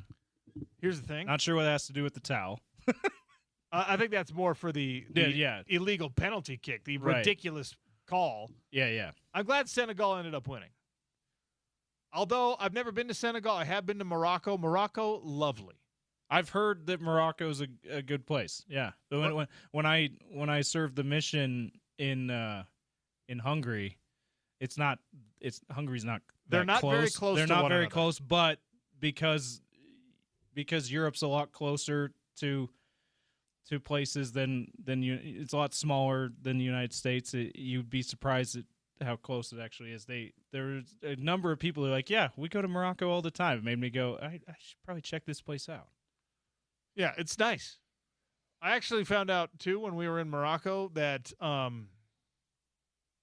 it's like one of the primary destinations for Europeans that are looking for like a Mexican Riviera type atmosphere. They go to the Canary Islands off of Spain. They go to places like Morocco for the beaches and the heat and all that stuff because it's just a quick little jaunt. Yeah, for them. They don't go to Hawaii. They don't go to Mexico. That's way too far. Right. So all of the discount airlines from like Ireland fly to Gran Canaria and they fly to Marrakesh. And they're just like, get down there, let's go. And I've heard that the markets, if you go to Mexico, Tijuana, wherever, and you like to haggle at the tourist trap markets, that I've heard it's a similar situation in Morocco too. I can speak from experience. It 100% is, and it is a glorious experience. Yeah. It's a lot of fun.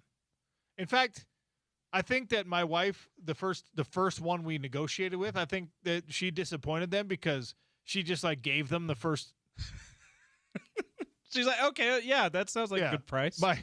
My oldest daughter was just like, oh, they have like a Aladdin like genie lamp. Look at that. I want that.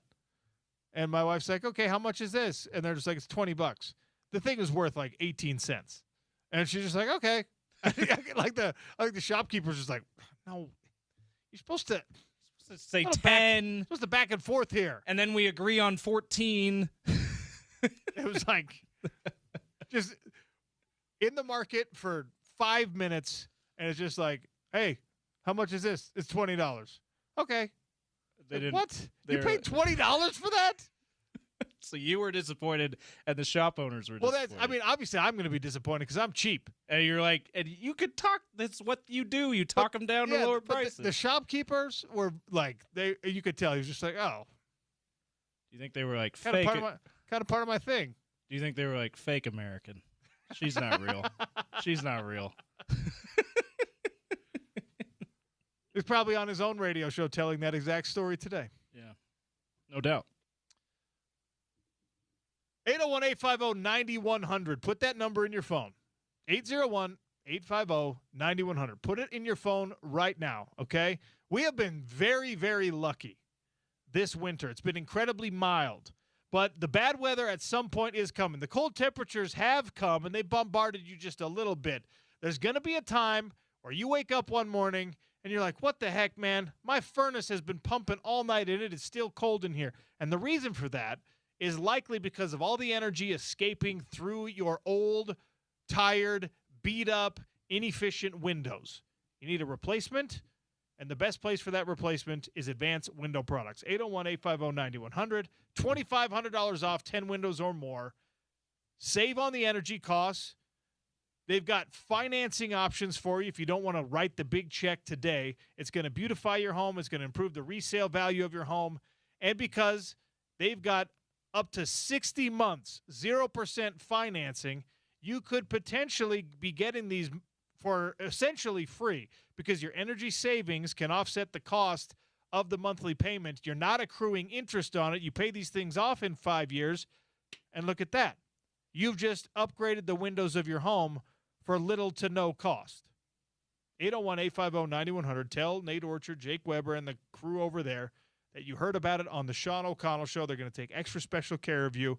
And my favorite thing about Advanced Window Products is that if you have questions, if you're worried about the process, you can go right down to the studio, right down to the factory in Salt Lake City, and they can walk you through it. They can explain it, and they can tell you with confidence, hey, if you do have problems, which is very unlikely, this is the place that we're going to take care of you. This is where the sales team is. This is where the installation team is from. This is where the manufacturing is done. You've got those oddly shaped windows because you live up in the avenues or you live in an old home up in Mill Creek or whatever. You got that strange little circular window above the gable. Well, this is where we're bending your frames. They could show you. And they will take care of the guarantee for the life of your home. You will never experience a runaround. You will never experience, oh, well, that wasn't our problem. That was the installer. That was the manufacturer. We're only the installers. They handle every step of the process, and they will take care of you for the life of your home, the life of those windows, because they back up everything about their process and about their product. AdvancedWindows.com or 801-850-9100. Tell them Sean O'Connell sent you. Hour 3 next after a quick double. It's ESPN 700, 92.1 FM.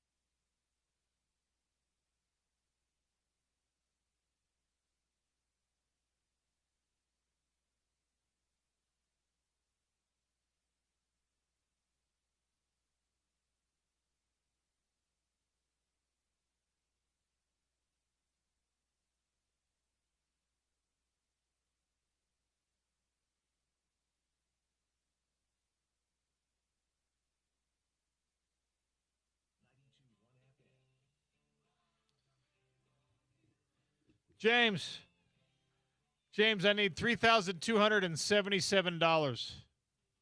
Can I borrow that? That is the get-in price for tonight's national championship game that you could hear right here on ESPN 792 on FM. $3,277, and that will get you a ticket, section 336, row 24. So you are way up there at Hard Rock Stadium for the low price of $3,300. That's way more than any of these CFP national championship games have ever been, right? Correct. Most expensive average ticket, which is $4,300. Most expensive get-in price. And I imagine they will set some kind of record for the most expensive ticket ever sold to this game as well. If you want to sit in the lower bowl, it's going to cost you at least $5,000. If you want to go to the club seats, like the fancy VIP club seats, it's going to run you about $12,000. You know, I think I'm going to try to go to this game tonight, James. Let me tell you what's happening. All right? My wife informed me as I was walking out the door that she's taking my girls down to play like with their cousins. They're going to go have a little play date. And invariably, when that happens, they come back at exactly bedtime, which means I'm off the hook for bedtime for doing the bath and all that kind of stuff. They're going to eat dinner down there at Grandma and Grandpa's house. When we get off air at 2 o'clock, I could go to the airport and I could get myself to Miami in time for halftime. Okay? I'll find the last lonely scalper standing out front of the stadium whose $5,000 ticket did not sell, and first quarter's gone, second quarter's gone, and I'll walk up to that person. I'll be like, look, man, you're not going to make any money off this. I'll give you $500. Let's go. You think that'd work? Oh, yeah. Should I fly to Miami for the chance at having that work? Are you going to now, are you needing to come back in time for when the family comes back home? No, not possible. Not happening, right? Not possible. But they'll just come home, they'll go to bed, and I can get on the first flight home from Miami, which is like a 6 a.m. flight, gets you back here at like 8 a.m. What do you think? Why not? Yeah. You know what? I'm going to see if I can make this work. Then you will have the most informed take on what happened last night of anyone in the market, because you were there all the way up in the worst seat in the building, but you were there. And on tomorrow's show, I'll come in just dog tired. Hey, man, it looked pretty cool for where I was at. Everyone it looked like a bunch of ants fighting it out with each other. You know, I'm actually a little bit bothered that we're not getting what I asked for in this national championship run-up. I have not seen a single graphic. I have not seen any proposed coin toss alterations where you walk out all of the Miami greats from the NFL versus all the Indiana greats, and it's like 300 guys versus 7. I haven't seen any of it. I talked to someone who works for ESPN Radio who happens to be an Indiana grad, so he's over the moon. Yeah, right? Talked to him last week, and I brought up to him our joke about that joke that we brought up in the show, and he laughed his head off. So I think it even would play well with the Indiana crowd. I think the Indiana, especially because they're probably going to win, so that would be a really fun little visual for them.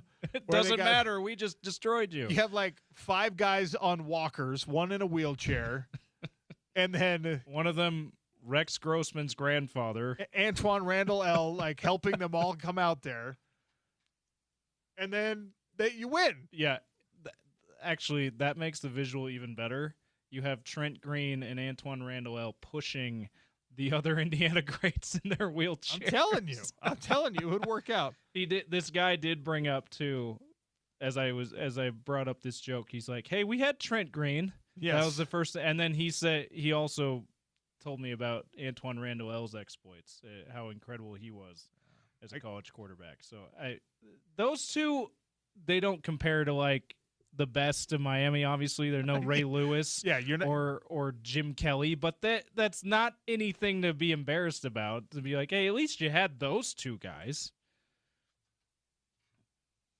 It would be, by the way, I'd be asking for the same thing if it was Utah versus Miami in this national championship game, because Utah would have like an impressive little like row of dudes. Yeah, they'd have Alex Smith and Eric Weddle for sure would be. Trot out Jordan Gross. Yeah. Let's go. Get Chris Kemoyatu out there. There's some good ones. Some really solid players. Cam Rising, even, like, he stands up, too. Some Pro Bowlers. No, you got to do the NFL guys only. NFL guys only, okay. There'd be a couple Pro Bowlers from Utah. Steve Smith Sr. would be out there talking trash, right? But then it's just like, you know. The only problem would be if they're playing Miami. Did you notice Steve Smith, when Big Noon Kickoff was here, did the Miami U instead of the Utah U? Come on, Steve. So that's the old, like, he's gonna have to someone's gonna have to make sure he has that straight before he walks out on the field. If that had happened.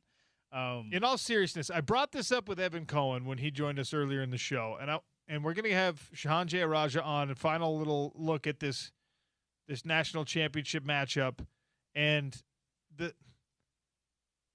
thing that we do, and I won't say guilty of it, but I am prone to this myself, is I look at Indiana and I say, yes, Indiana, if they can do it, you can do it too.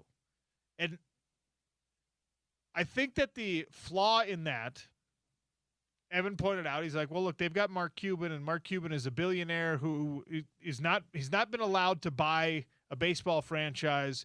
He's already sold his basketball franchise, and now he's like looking for a new toy to play with, and his alma mater, Indiana, is one of those. I don't think that's the only reason. Do I think that Curt Cignetti is going to fall off when all of his JMU guys are gone? Absolutely not. Because now what he has done, it's college football now more than ever, and perhaps more than any other sport, is the biggest what have you done for me lately environment you can find on the American sporting landscape. What have you done for me lately means like, what have you, coach, done for me lately in terms of offering me money? Also, from a program perspective, these blue bloods that we're accustomed to showering with praise and admiration and respect because it's our world in the sports talk space, for young players, some of them don't mean a dang thing. Like USC's accomplishments in my college days, in your college days, to a lot of these guys who were born 2 years after that, they mean absolutely nothing. USC is a big-time school with a lot of money that hasn't actually won anything in their lifetime. You know how crazy that is for us to think about? USC is kind of a meh to a lot of these young guys. You could even say, yeah, but think of the legends they still have. I mean, O.J. Simpson, Marcus Allen, Matt Leinart, Reggie Bush, and those guys would be like, not like who, but they'd be like, okay, cool, my dad's excited about that. My grandpa's excited about that. I recognize how exciting that is for some people. That doesn't mean much to me. And it goes so fast, right? So, like, when's the last time? Okay, so remember Porter Gustin, big Salem Hills recruit that went to USC? Yeah. Had a good career there, had some time in the NFL, whatever. I don't think lived up to the mega hype that he had coming as the number one player out of Utah, things like that. But a good college player, though. Really good college player. Porter Gustin was born in 1997, so he was probably like a kindergartner when USC was last hyper relevant. Right? He may have some memories of that. So he might have been like sitting on a couch with his dad watching that and been like, oh, I could play there, right? That reputation was still exactly what you kind of expected it to be when he was a 15 and 16-year-old being put on the map as a recruit, right?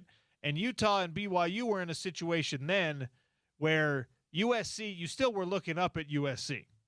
Even though you were in their same conference, you were still looking up at USC more years than not, right?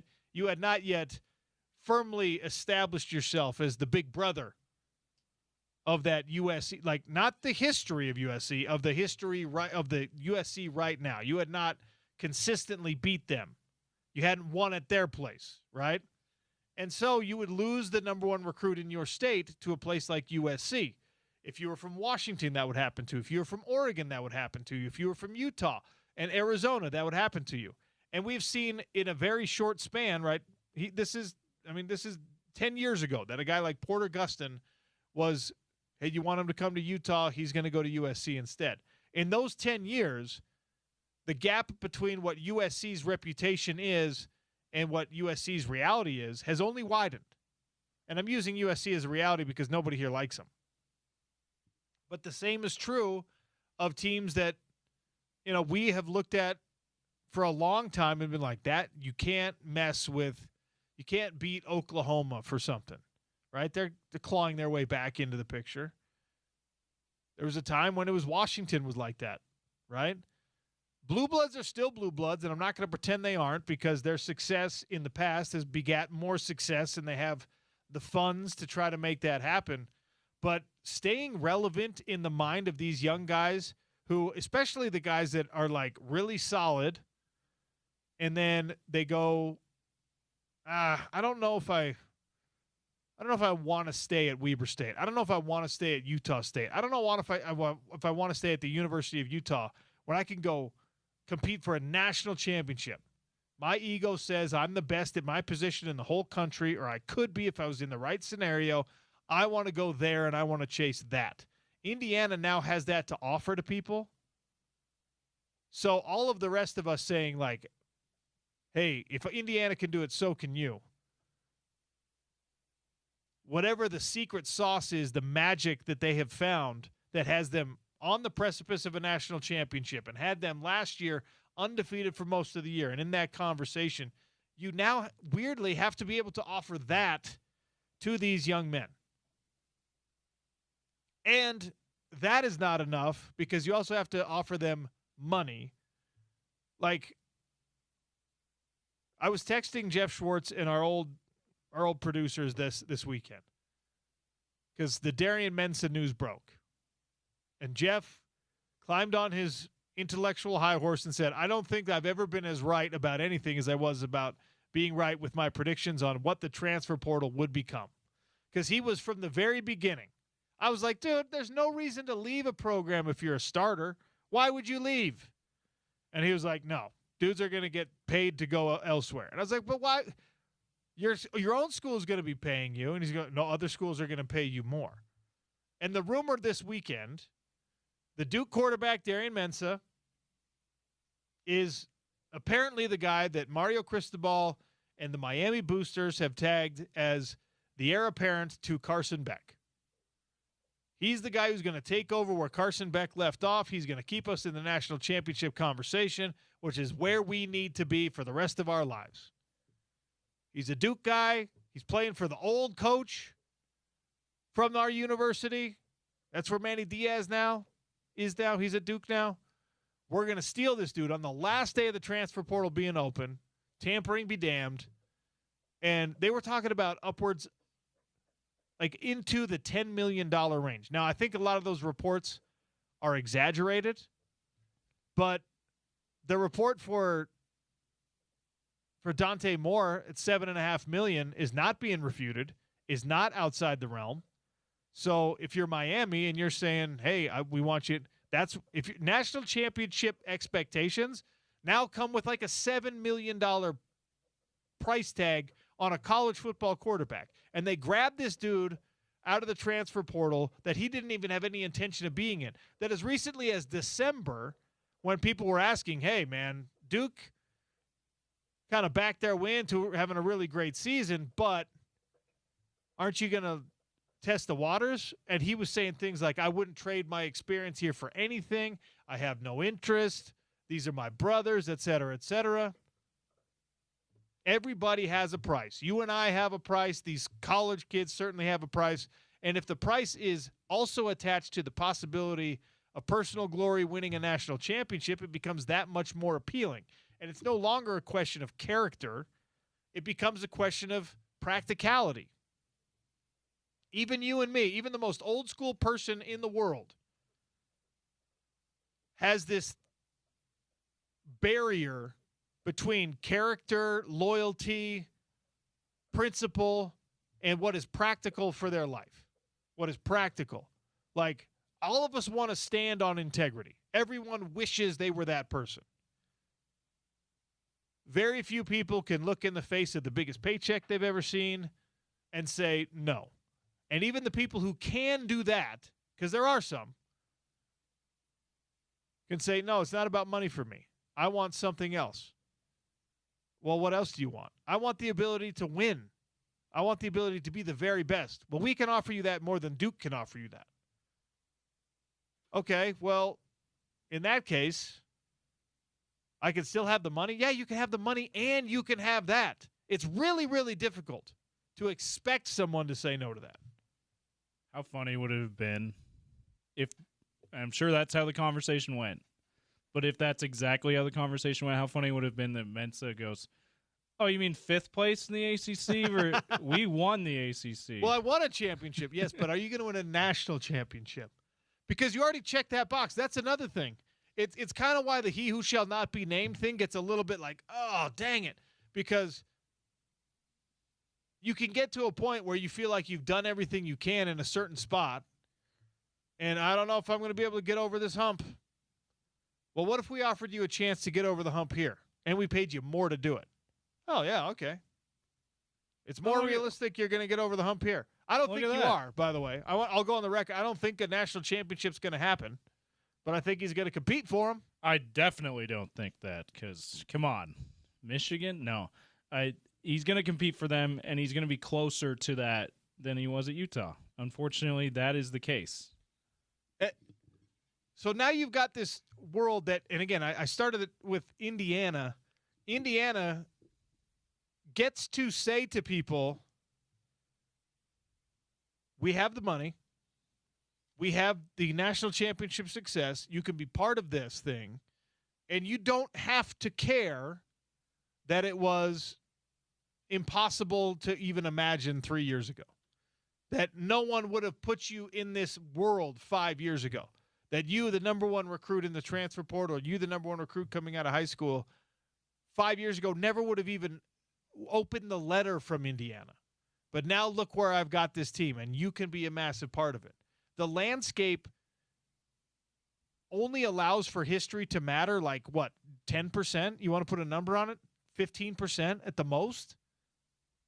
Is it cooler when you have, Ray Lewis asks for your cell phone number, Michael Irvin is up there like talking to you, and you got Andre Johnson being like, hey, man, let me show you some stuff. You want to be a great wide receiver? Let me show you what I can do. Like, sure, that's probably cooler.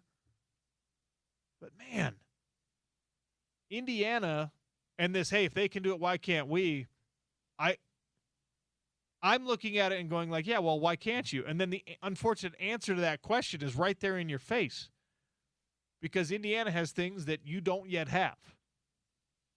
And Kurt Cignetti is one of them, but Mark Cuban's the other.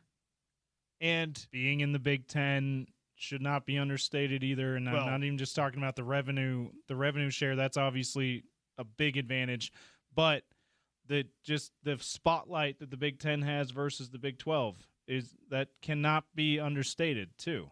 I don't care if you're Indiana and not Ohio State. You're still get it. If you're awesome like Indiana is this year, you still get that spotlight.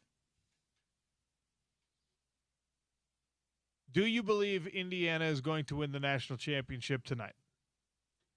I do. I don't think it's going to be particularly close. The way that they just dismantled Oregon, who I said going into that game, I think that's the de facto national championship game.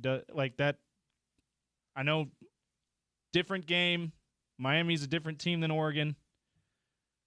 But if Oregon can't compete with them out of the final 4 teams that are left, I don't see how Miami can. I mean, I suppose it helps that it's a home game for Miami, but I don't know how much that practically helps. We talk about practicality versus other things. I'm not sure how practical being in your home stadium helps when you're facing a team like Indiana. Also, did you see the interview that Carson Beck did where he was asked, like, tongue in cheek, they're like, what'd you have to do with class today?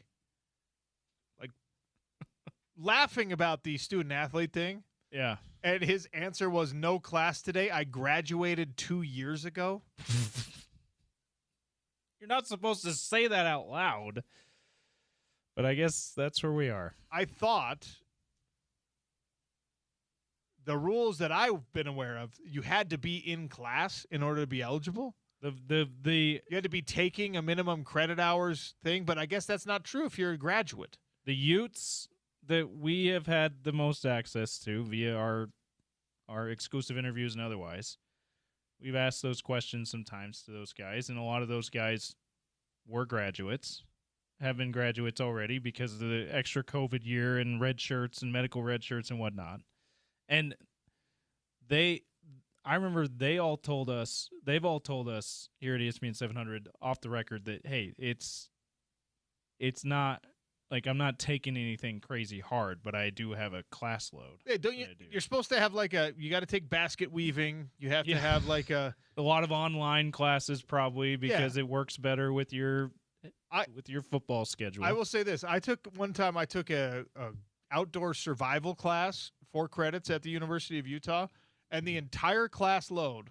This is not something I got hooked up with because I was an athlete, by the way. As a walk-on, they do not care, right? Especially back then, I'm sure. Yeah, but I took a class where literally the entirety of the class was you went camping in the winter outdoors one weekend. That was the whole class, and it was good for 2 credits. And to record something, you had write a little paper about it. It was amazing. That sounds awesome. We had to write a paper, and you had to present a survival situation, like outdoor survival situation, to the class, to the group. So it's, 40 people, 30 people, 40 people. And the instructor was just like, yeah, what do you do? Tell us what you do. Like someone tried like the fire starting thing. Here's if you don't have matches. Here's if you do have matches. Here's if your matches are wet. Like really informative, great stuff. Okay. Guess what the survival test, the survival skill that we taught was, because it was kind of a group project. Guess what mine was? My friend Scott is giant, okay? He's 6'5", 300 pounds, big dude. We said, this is how you survive a bear attack. And he was the bear. James, when I tell you I got an A in that class for exactly 5 minutes of like, hey, okay, so you pretend you're the bear, and you got to be 2 different kinds of bears. You got to be a grizzly bear, and you got to be a black bear. When you're a black bear, I got to try to scare you away. When you're a grizzly bear, I just got to try to survive. Okay?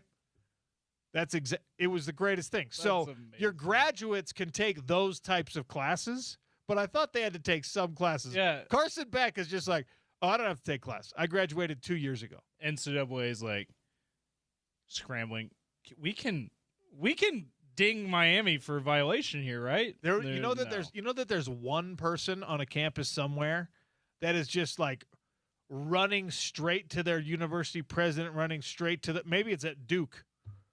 They're just like, hey, this guy's not eligible. I want you to walk a notice into the locker room right before the game that he is not in class, so he's not eligible to compete in the NCAA. There's somebody trying to ruin this for Miami because Carson Beck is not clever enough to know that you don't tell people you don't have any classes. That's ridiculous. And another reason to love Carson Beck, right? He's not very lovable. What an underdog story. He's not the most lovable guy. All right. We got to take a quick one here. We're going to come back with Shahan Jayaraja, an official preview of the upcoming national championship game. It is a home game for the Miami Hurricanes as they take on the red-hot juggernaut of Indiana Hoosier football. I never thought that sentence would come out of my mouth. It's the Sean O'Connell Show on ESPN 700 and 92.1 FM.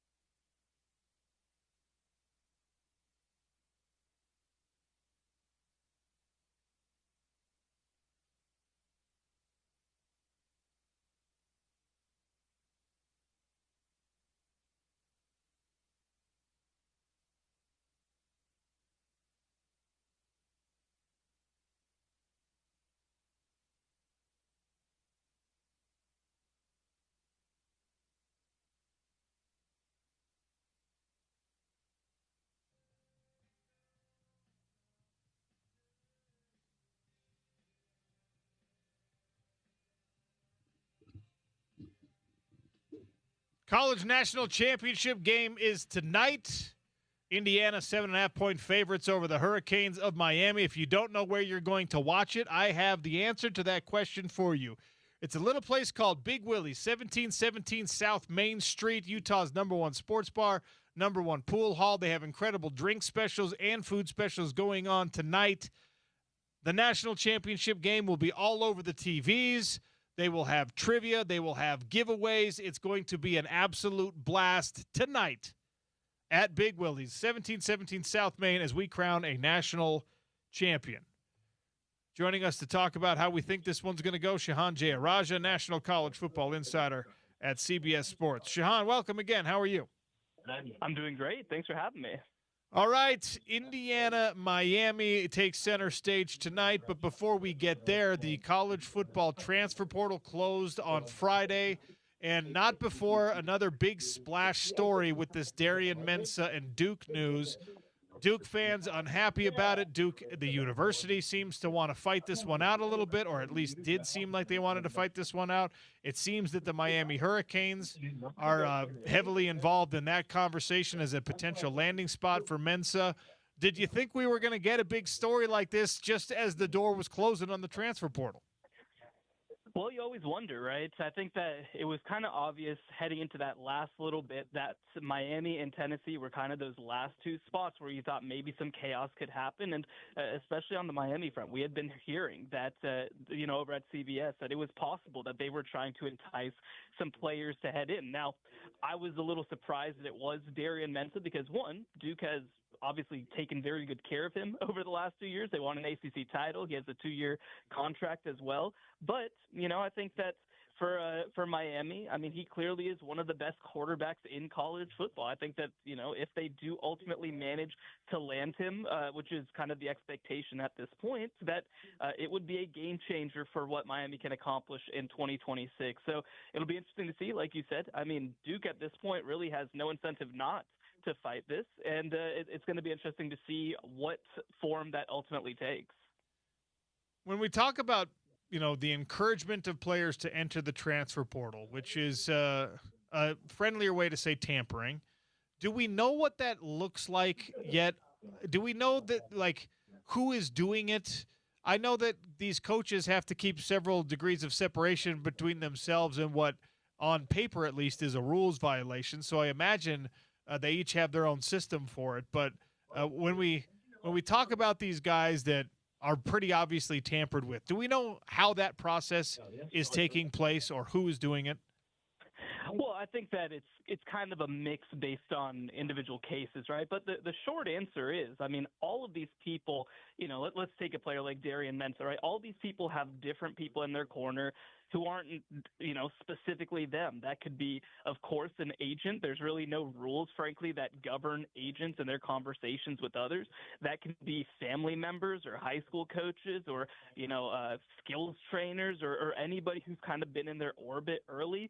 And again, there's just really no clear way to govern, for example, a program having conversation with an agent that, by the way, might represent another player on your roster or another player that you're involved with. So, again, in the NFL, for example, I mean, there are sort of very strict collectively bargained rules about what kind of contacts are considered tampering and impermissible. Well, that's not the case in college football, and I think that programs understand that, we can go out there and have an opportunity to converse and have kind of background conversations and encourage people and say, look, this is what might be waiting on the other side if you make that decision. I want to ask this question the right way because I know the young man's father. He's a friend of mine. I love him. He's a cool guy who's an important part of the Utah football culture that created the environment we live in now. Celeste Moa was a big member of the signing class for the University of Utah back in December. They flipped him from Tennessee, and then unfortunately it didn't work out, and now he's headed off to Michigan. And he decided, after entering the transfer portal before he's even played a down of college football, he decided he also wanted to make it like a public announcement as part of the Polynesian Bowl All-Star game and things like that. And look, obviously Utah fans have a problem with this. I think that old school football fans found ways to have a problem with it.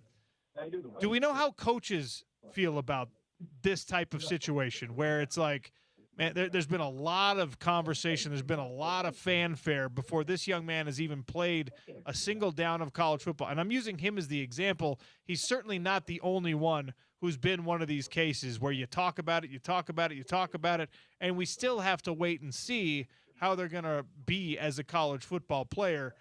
Is there any level of fatigue from the recruiting and coaching standpoint on the amount of attention paid before a down is even played? Well, I think that's kind of the way to think about it is, I mean, I don't think coaches really are even given the opportunity to think much about it, right? Because every second that you're trying to retain a guy to stay on your roster, you're also trying to go after a guy who might be on another roster, right? And you kind of constantly have to be available in that way. You kind of constantly have to be thinking about it in that way. And, again, yes, it's absolutely exhausting. I mean, there is no sport on the planet where we have perpetual free agency in the literal sense, right? Of any player almost any day could decide to play somewhere else. But, I think that for coaches, like, yes, they'd obviously like that to change, but they also, I mean, one thing that I've said before is that ultimately, I mean, I think that's like one of the biggest reasons that we have this hectic sort of ecosystem and all that is because coaches want to get players on campus in time for spring football. We could solve all of this by saying that the only transfer window is after May and it's after the season, and it doesn't mess with anything at all, and that would change the timeline of coaching hires and all this sort of stuff. But again, it's because coaches want these guys to get on campus so they can have them for spring football. So ultimately, I mean, again, yes, I think that they're very frustrated with, all of this attention paid and all this tampering and all this sort of stuff. But it's also sort of a creation of their own design as well. And you kind of have no choice but to benefit from it when you get the chance. Shahan Jayaraja is our guest here on the Sean O'Connell Show. And now we get to the matter at hand.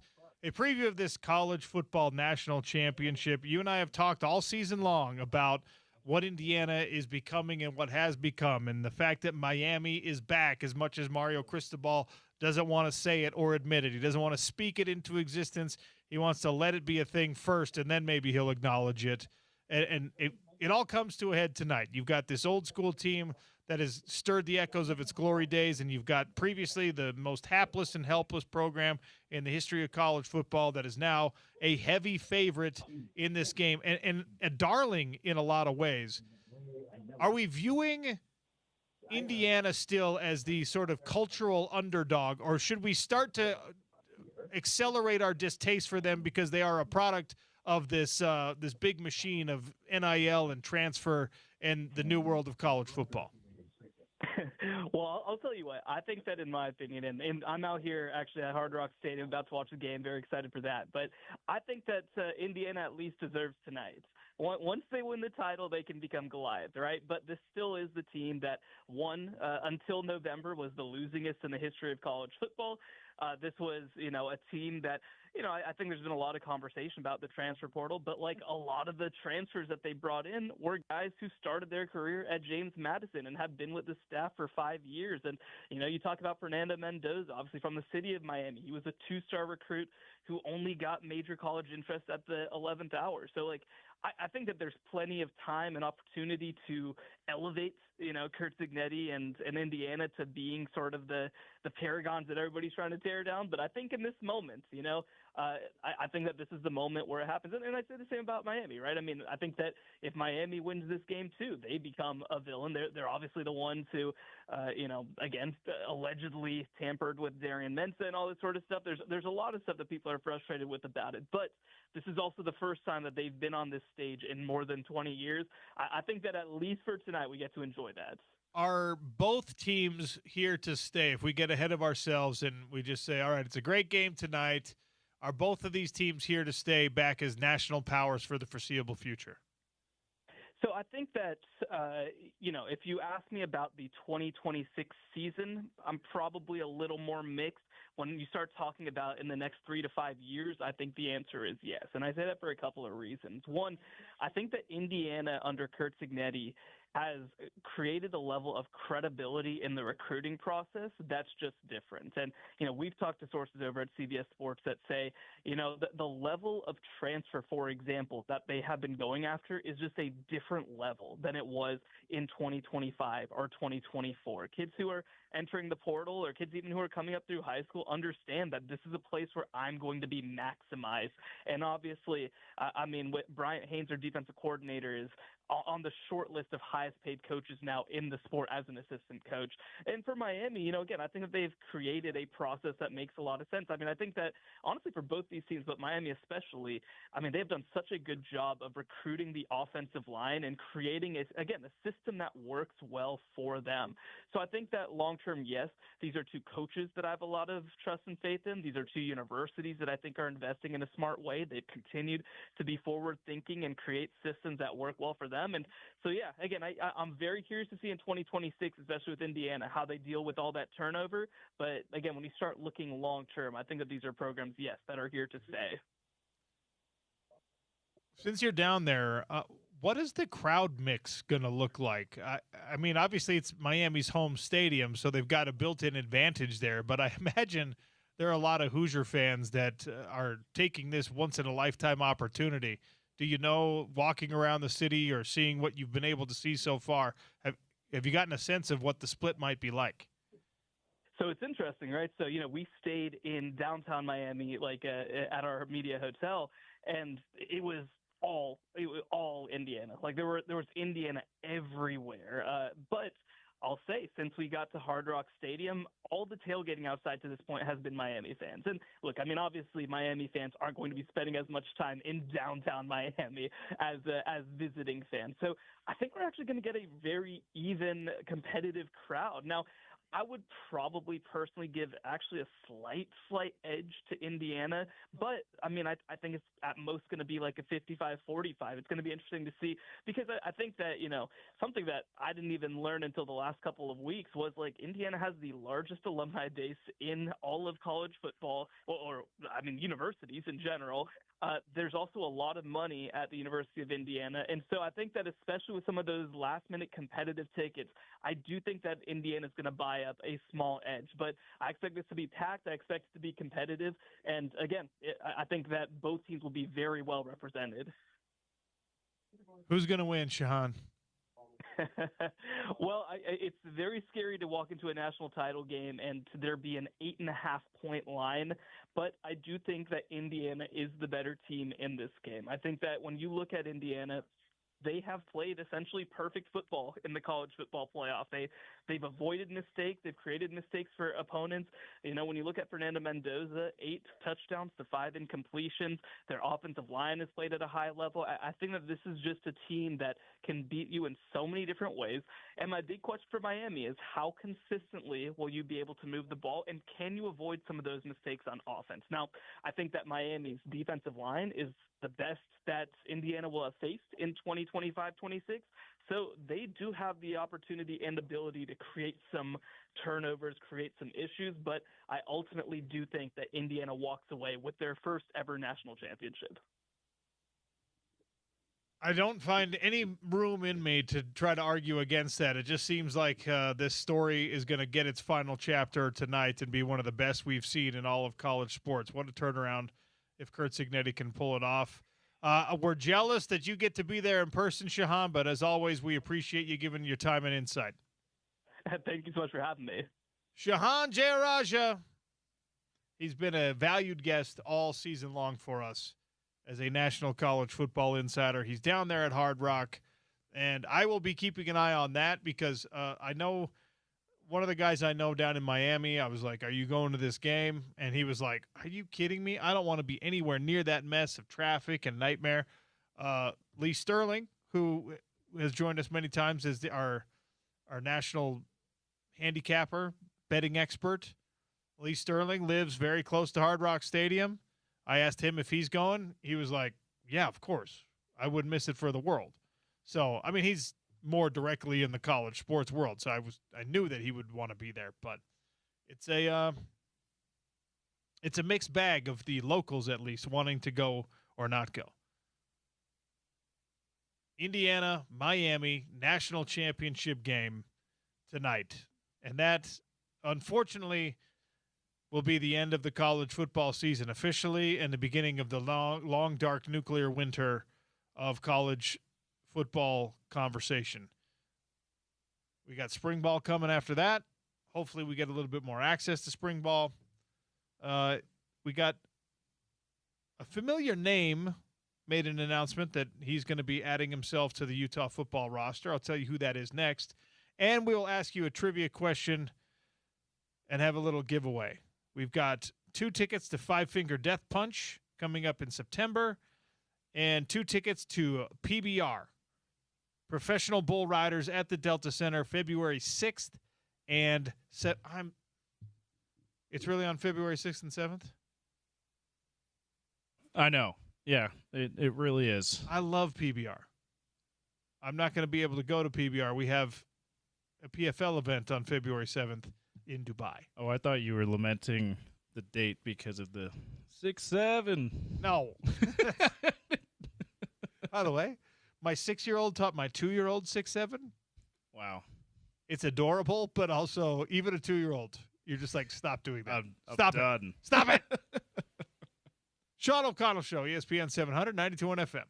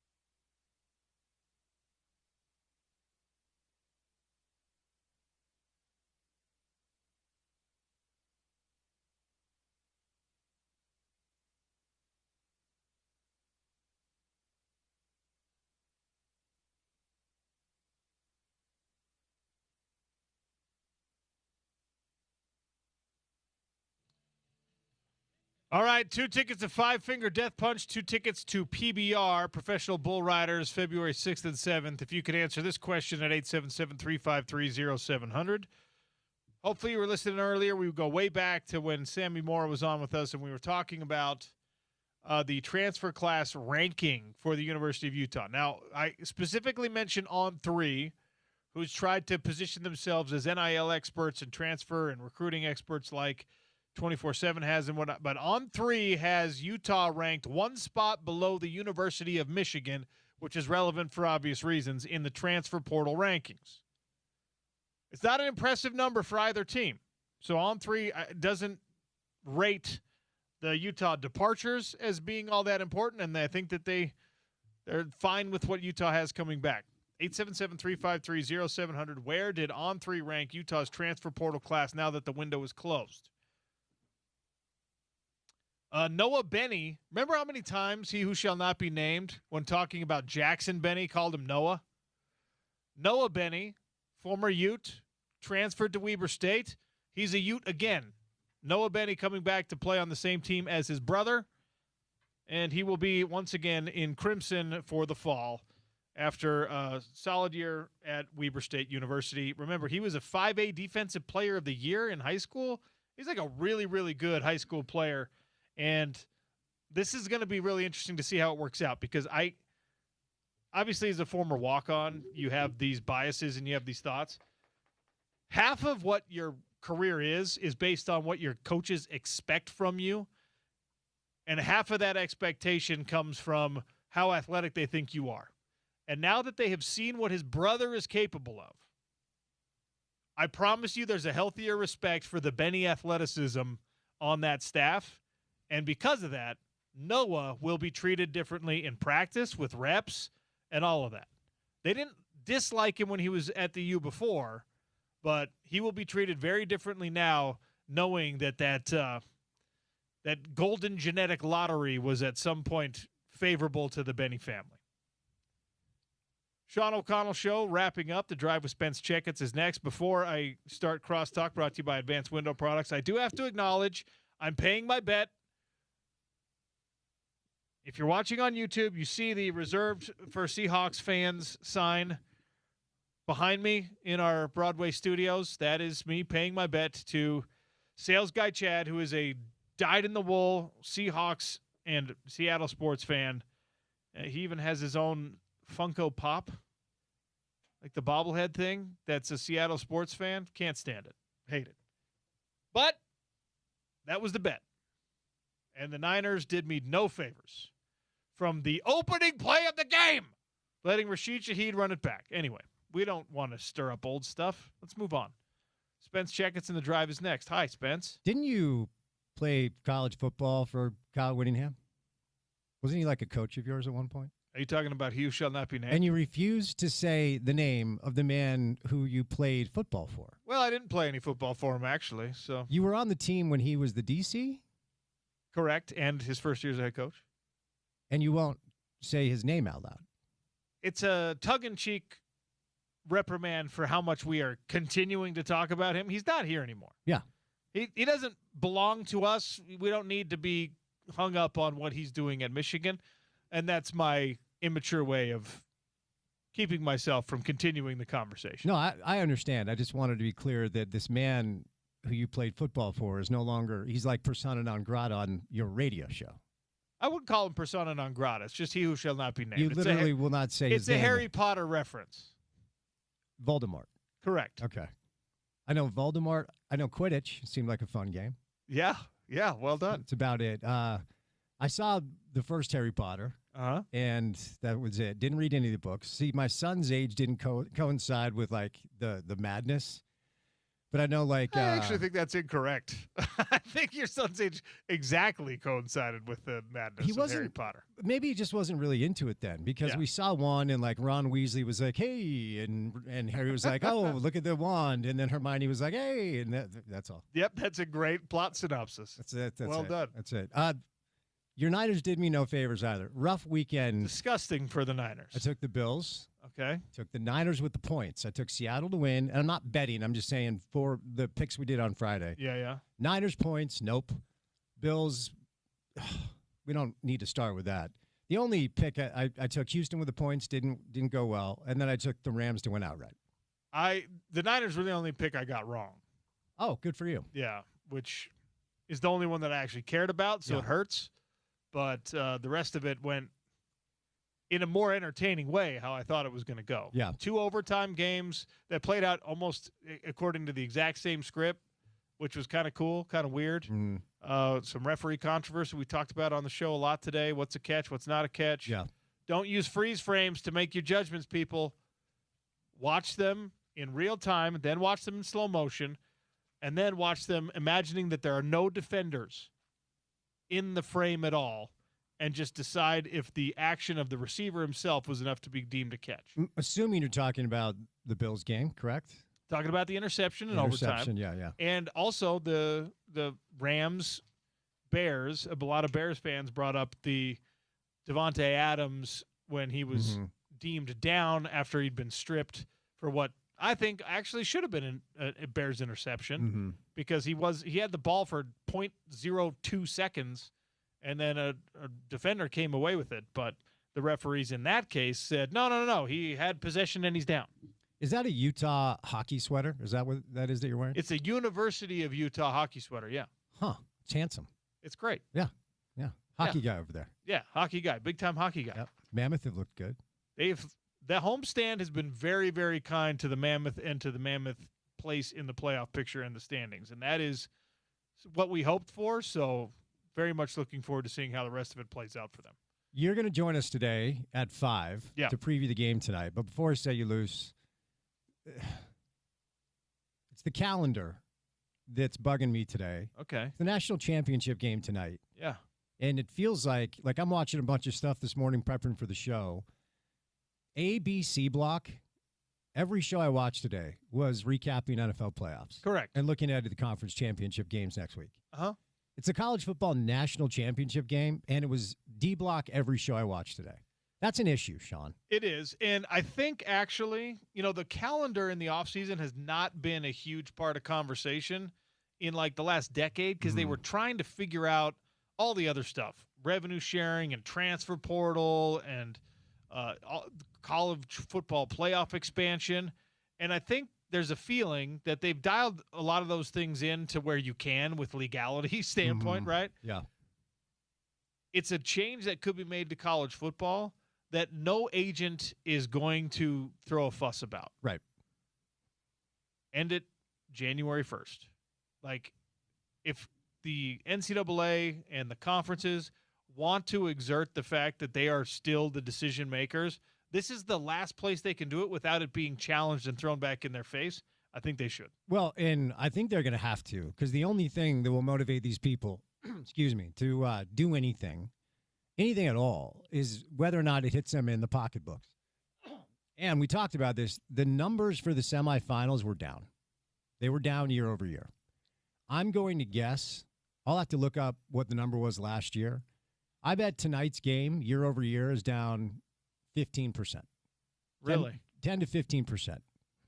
I just think people have moved on. I think people have moved on in the NFL.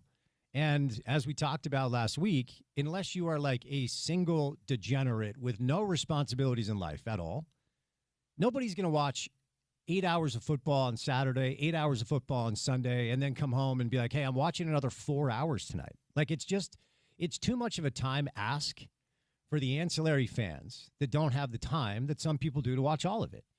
And so if the NCAA gets the numbers over the next 72 hours and they're down 10 to 15%, that's tens of millions of dollars in revenue. It's the one thing that will motivate them to change anything. That's probably right. That's my guess. I'm not as convinced that the ratings will be that down because I think there's a decent job being done of letting people know, even the casual fan know, if Indiana can complete this season, it is the greatest comeback story in the history of sport, and people might want to be watching that. Yeah. But we'll see. I wonder, because the other metric that's interesting is eyes that are on the game at the start. Like if Indiana goes up 17-0 after the first, people are going to be flipping over to watch the DVR show that they missed over the weekend. Like, it'll be interesting. I mean, there's the new Matt Damon, Ben Affleck on Netflix right now, people. I heard about that. The Rip. Have you watched it? I am no longer physically capable of watching an entire movie in one sitting. What has happened to us as a society? Nobody watches movies anymore. No, it's because of it's not because I don't want to. It's because I'm tired. So I fall asleep. Yeah. It is it drives me insane. It takes me 1 week to watch a movie now. I can watch it about 15 minutes at a time. So I'll get a half hour in on a good night. So 6-7 sessions, and I'm watching the whole show. So we're talking fatigue, not focus. Correct. You have the ability to sit down and watch an entire movie. I still love. I'm a cinephile. I still love a good movie. Well, I call them films. It's not a big deal. Do you ever go to the movie theater with your lovely bride? Rarely. Yeah, I used to do that every week, man. I don't know. For me, it was COVID. COVID killed it. I haven't gone to a movie in a movie theater, I think, since COVID. Yeah, I mean, we have young kids, so it's like, do you want to pay a babysitter so you can just sit next to your wife and watch a movie silently? Probably not. Right, and feel the tension of whether or not she even wants you in her life anymore type stuff. I feel attacked. That was too close to home, Spence. Let's distract from our life and go sit next to each other and just silently despise each other while watching something on the screen. Oh, sounds like a lovely life. Not you. I'm just saying, generally speaking. No, that's definitely not how our life is. No, you. We're fine. Everything's great. Your wife loves you very much. I can tell. Yes, she does. We good? Is she? How is she with your? The necessity for you to tune in and watch hours of football. Does she get it? Does she understand it? Does she enjoy watching with you at all? She likes watching sports. Oh. So that's the secret. And this is one of the beauties of having children. You get to indoctrinate your children, not just to religion, but to all of the things that you care about in life. Yeah. And my daughters, including my 2-year-old, love watching football. Nice work. It's so great. Yeah, that's big. They are little angels sent from heaven that I turn on a football game and they're just like, ooh. Huh. Yeah. So tonight at the O'Connell household, we'll all be sitting together on the couch watching the college football national championship game. Probably not, actually. They're going to do like a play date down at the cousin's house. Okay. So I think I will be eating some microwaved food, watching by myself with my trusty dog, Rocky. Hey, that actually sounds like kind of a good time. I'm not going to lie. Not a bad thing for me. Yeah, I'll enjoy it. Well, we're going to get you on at 5 to preview, so appreciate that. Well, you'll hear more from me later, but for now, listen to The Drive and Spence Checketts. Thanks for listening to the Sean O'Connell Show. We'll do it again tomorrow on ESPN 700 and 92.1 FM.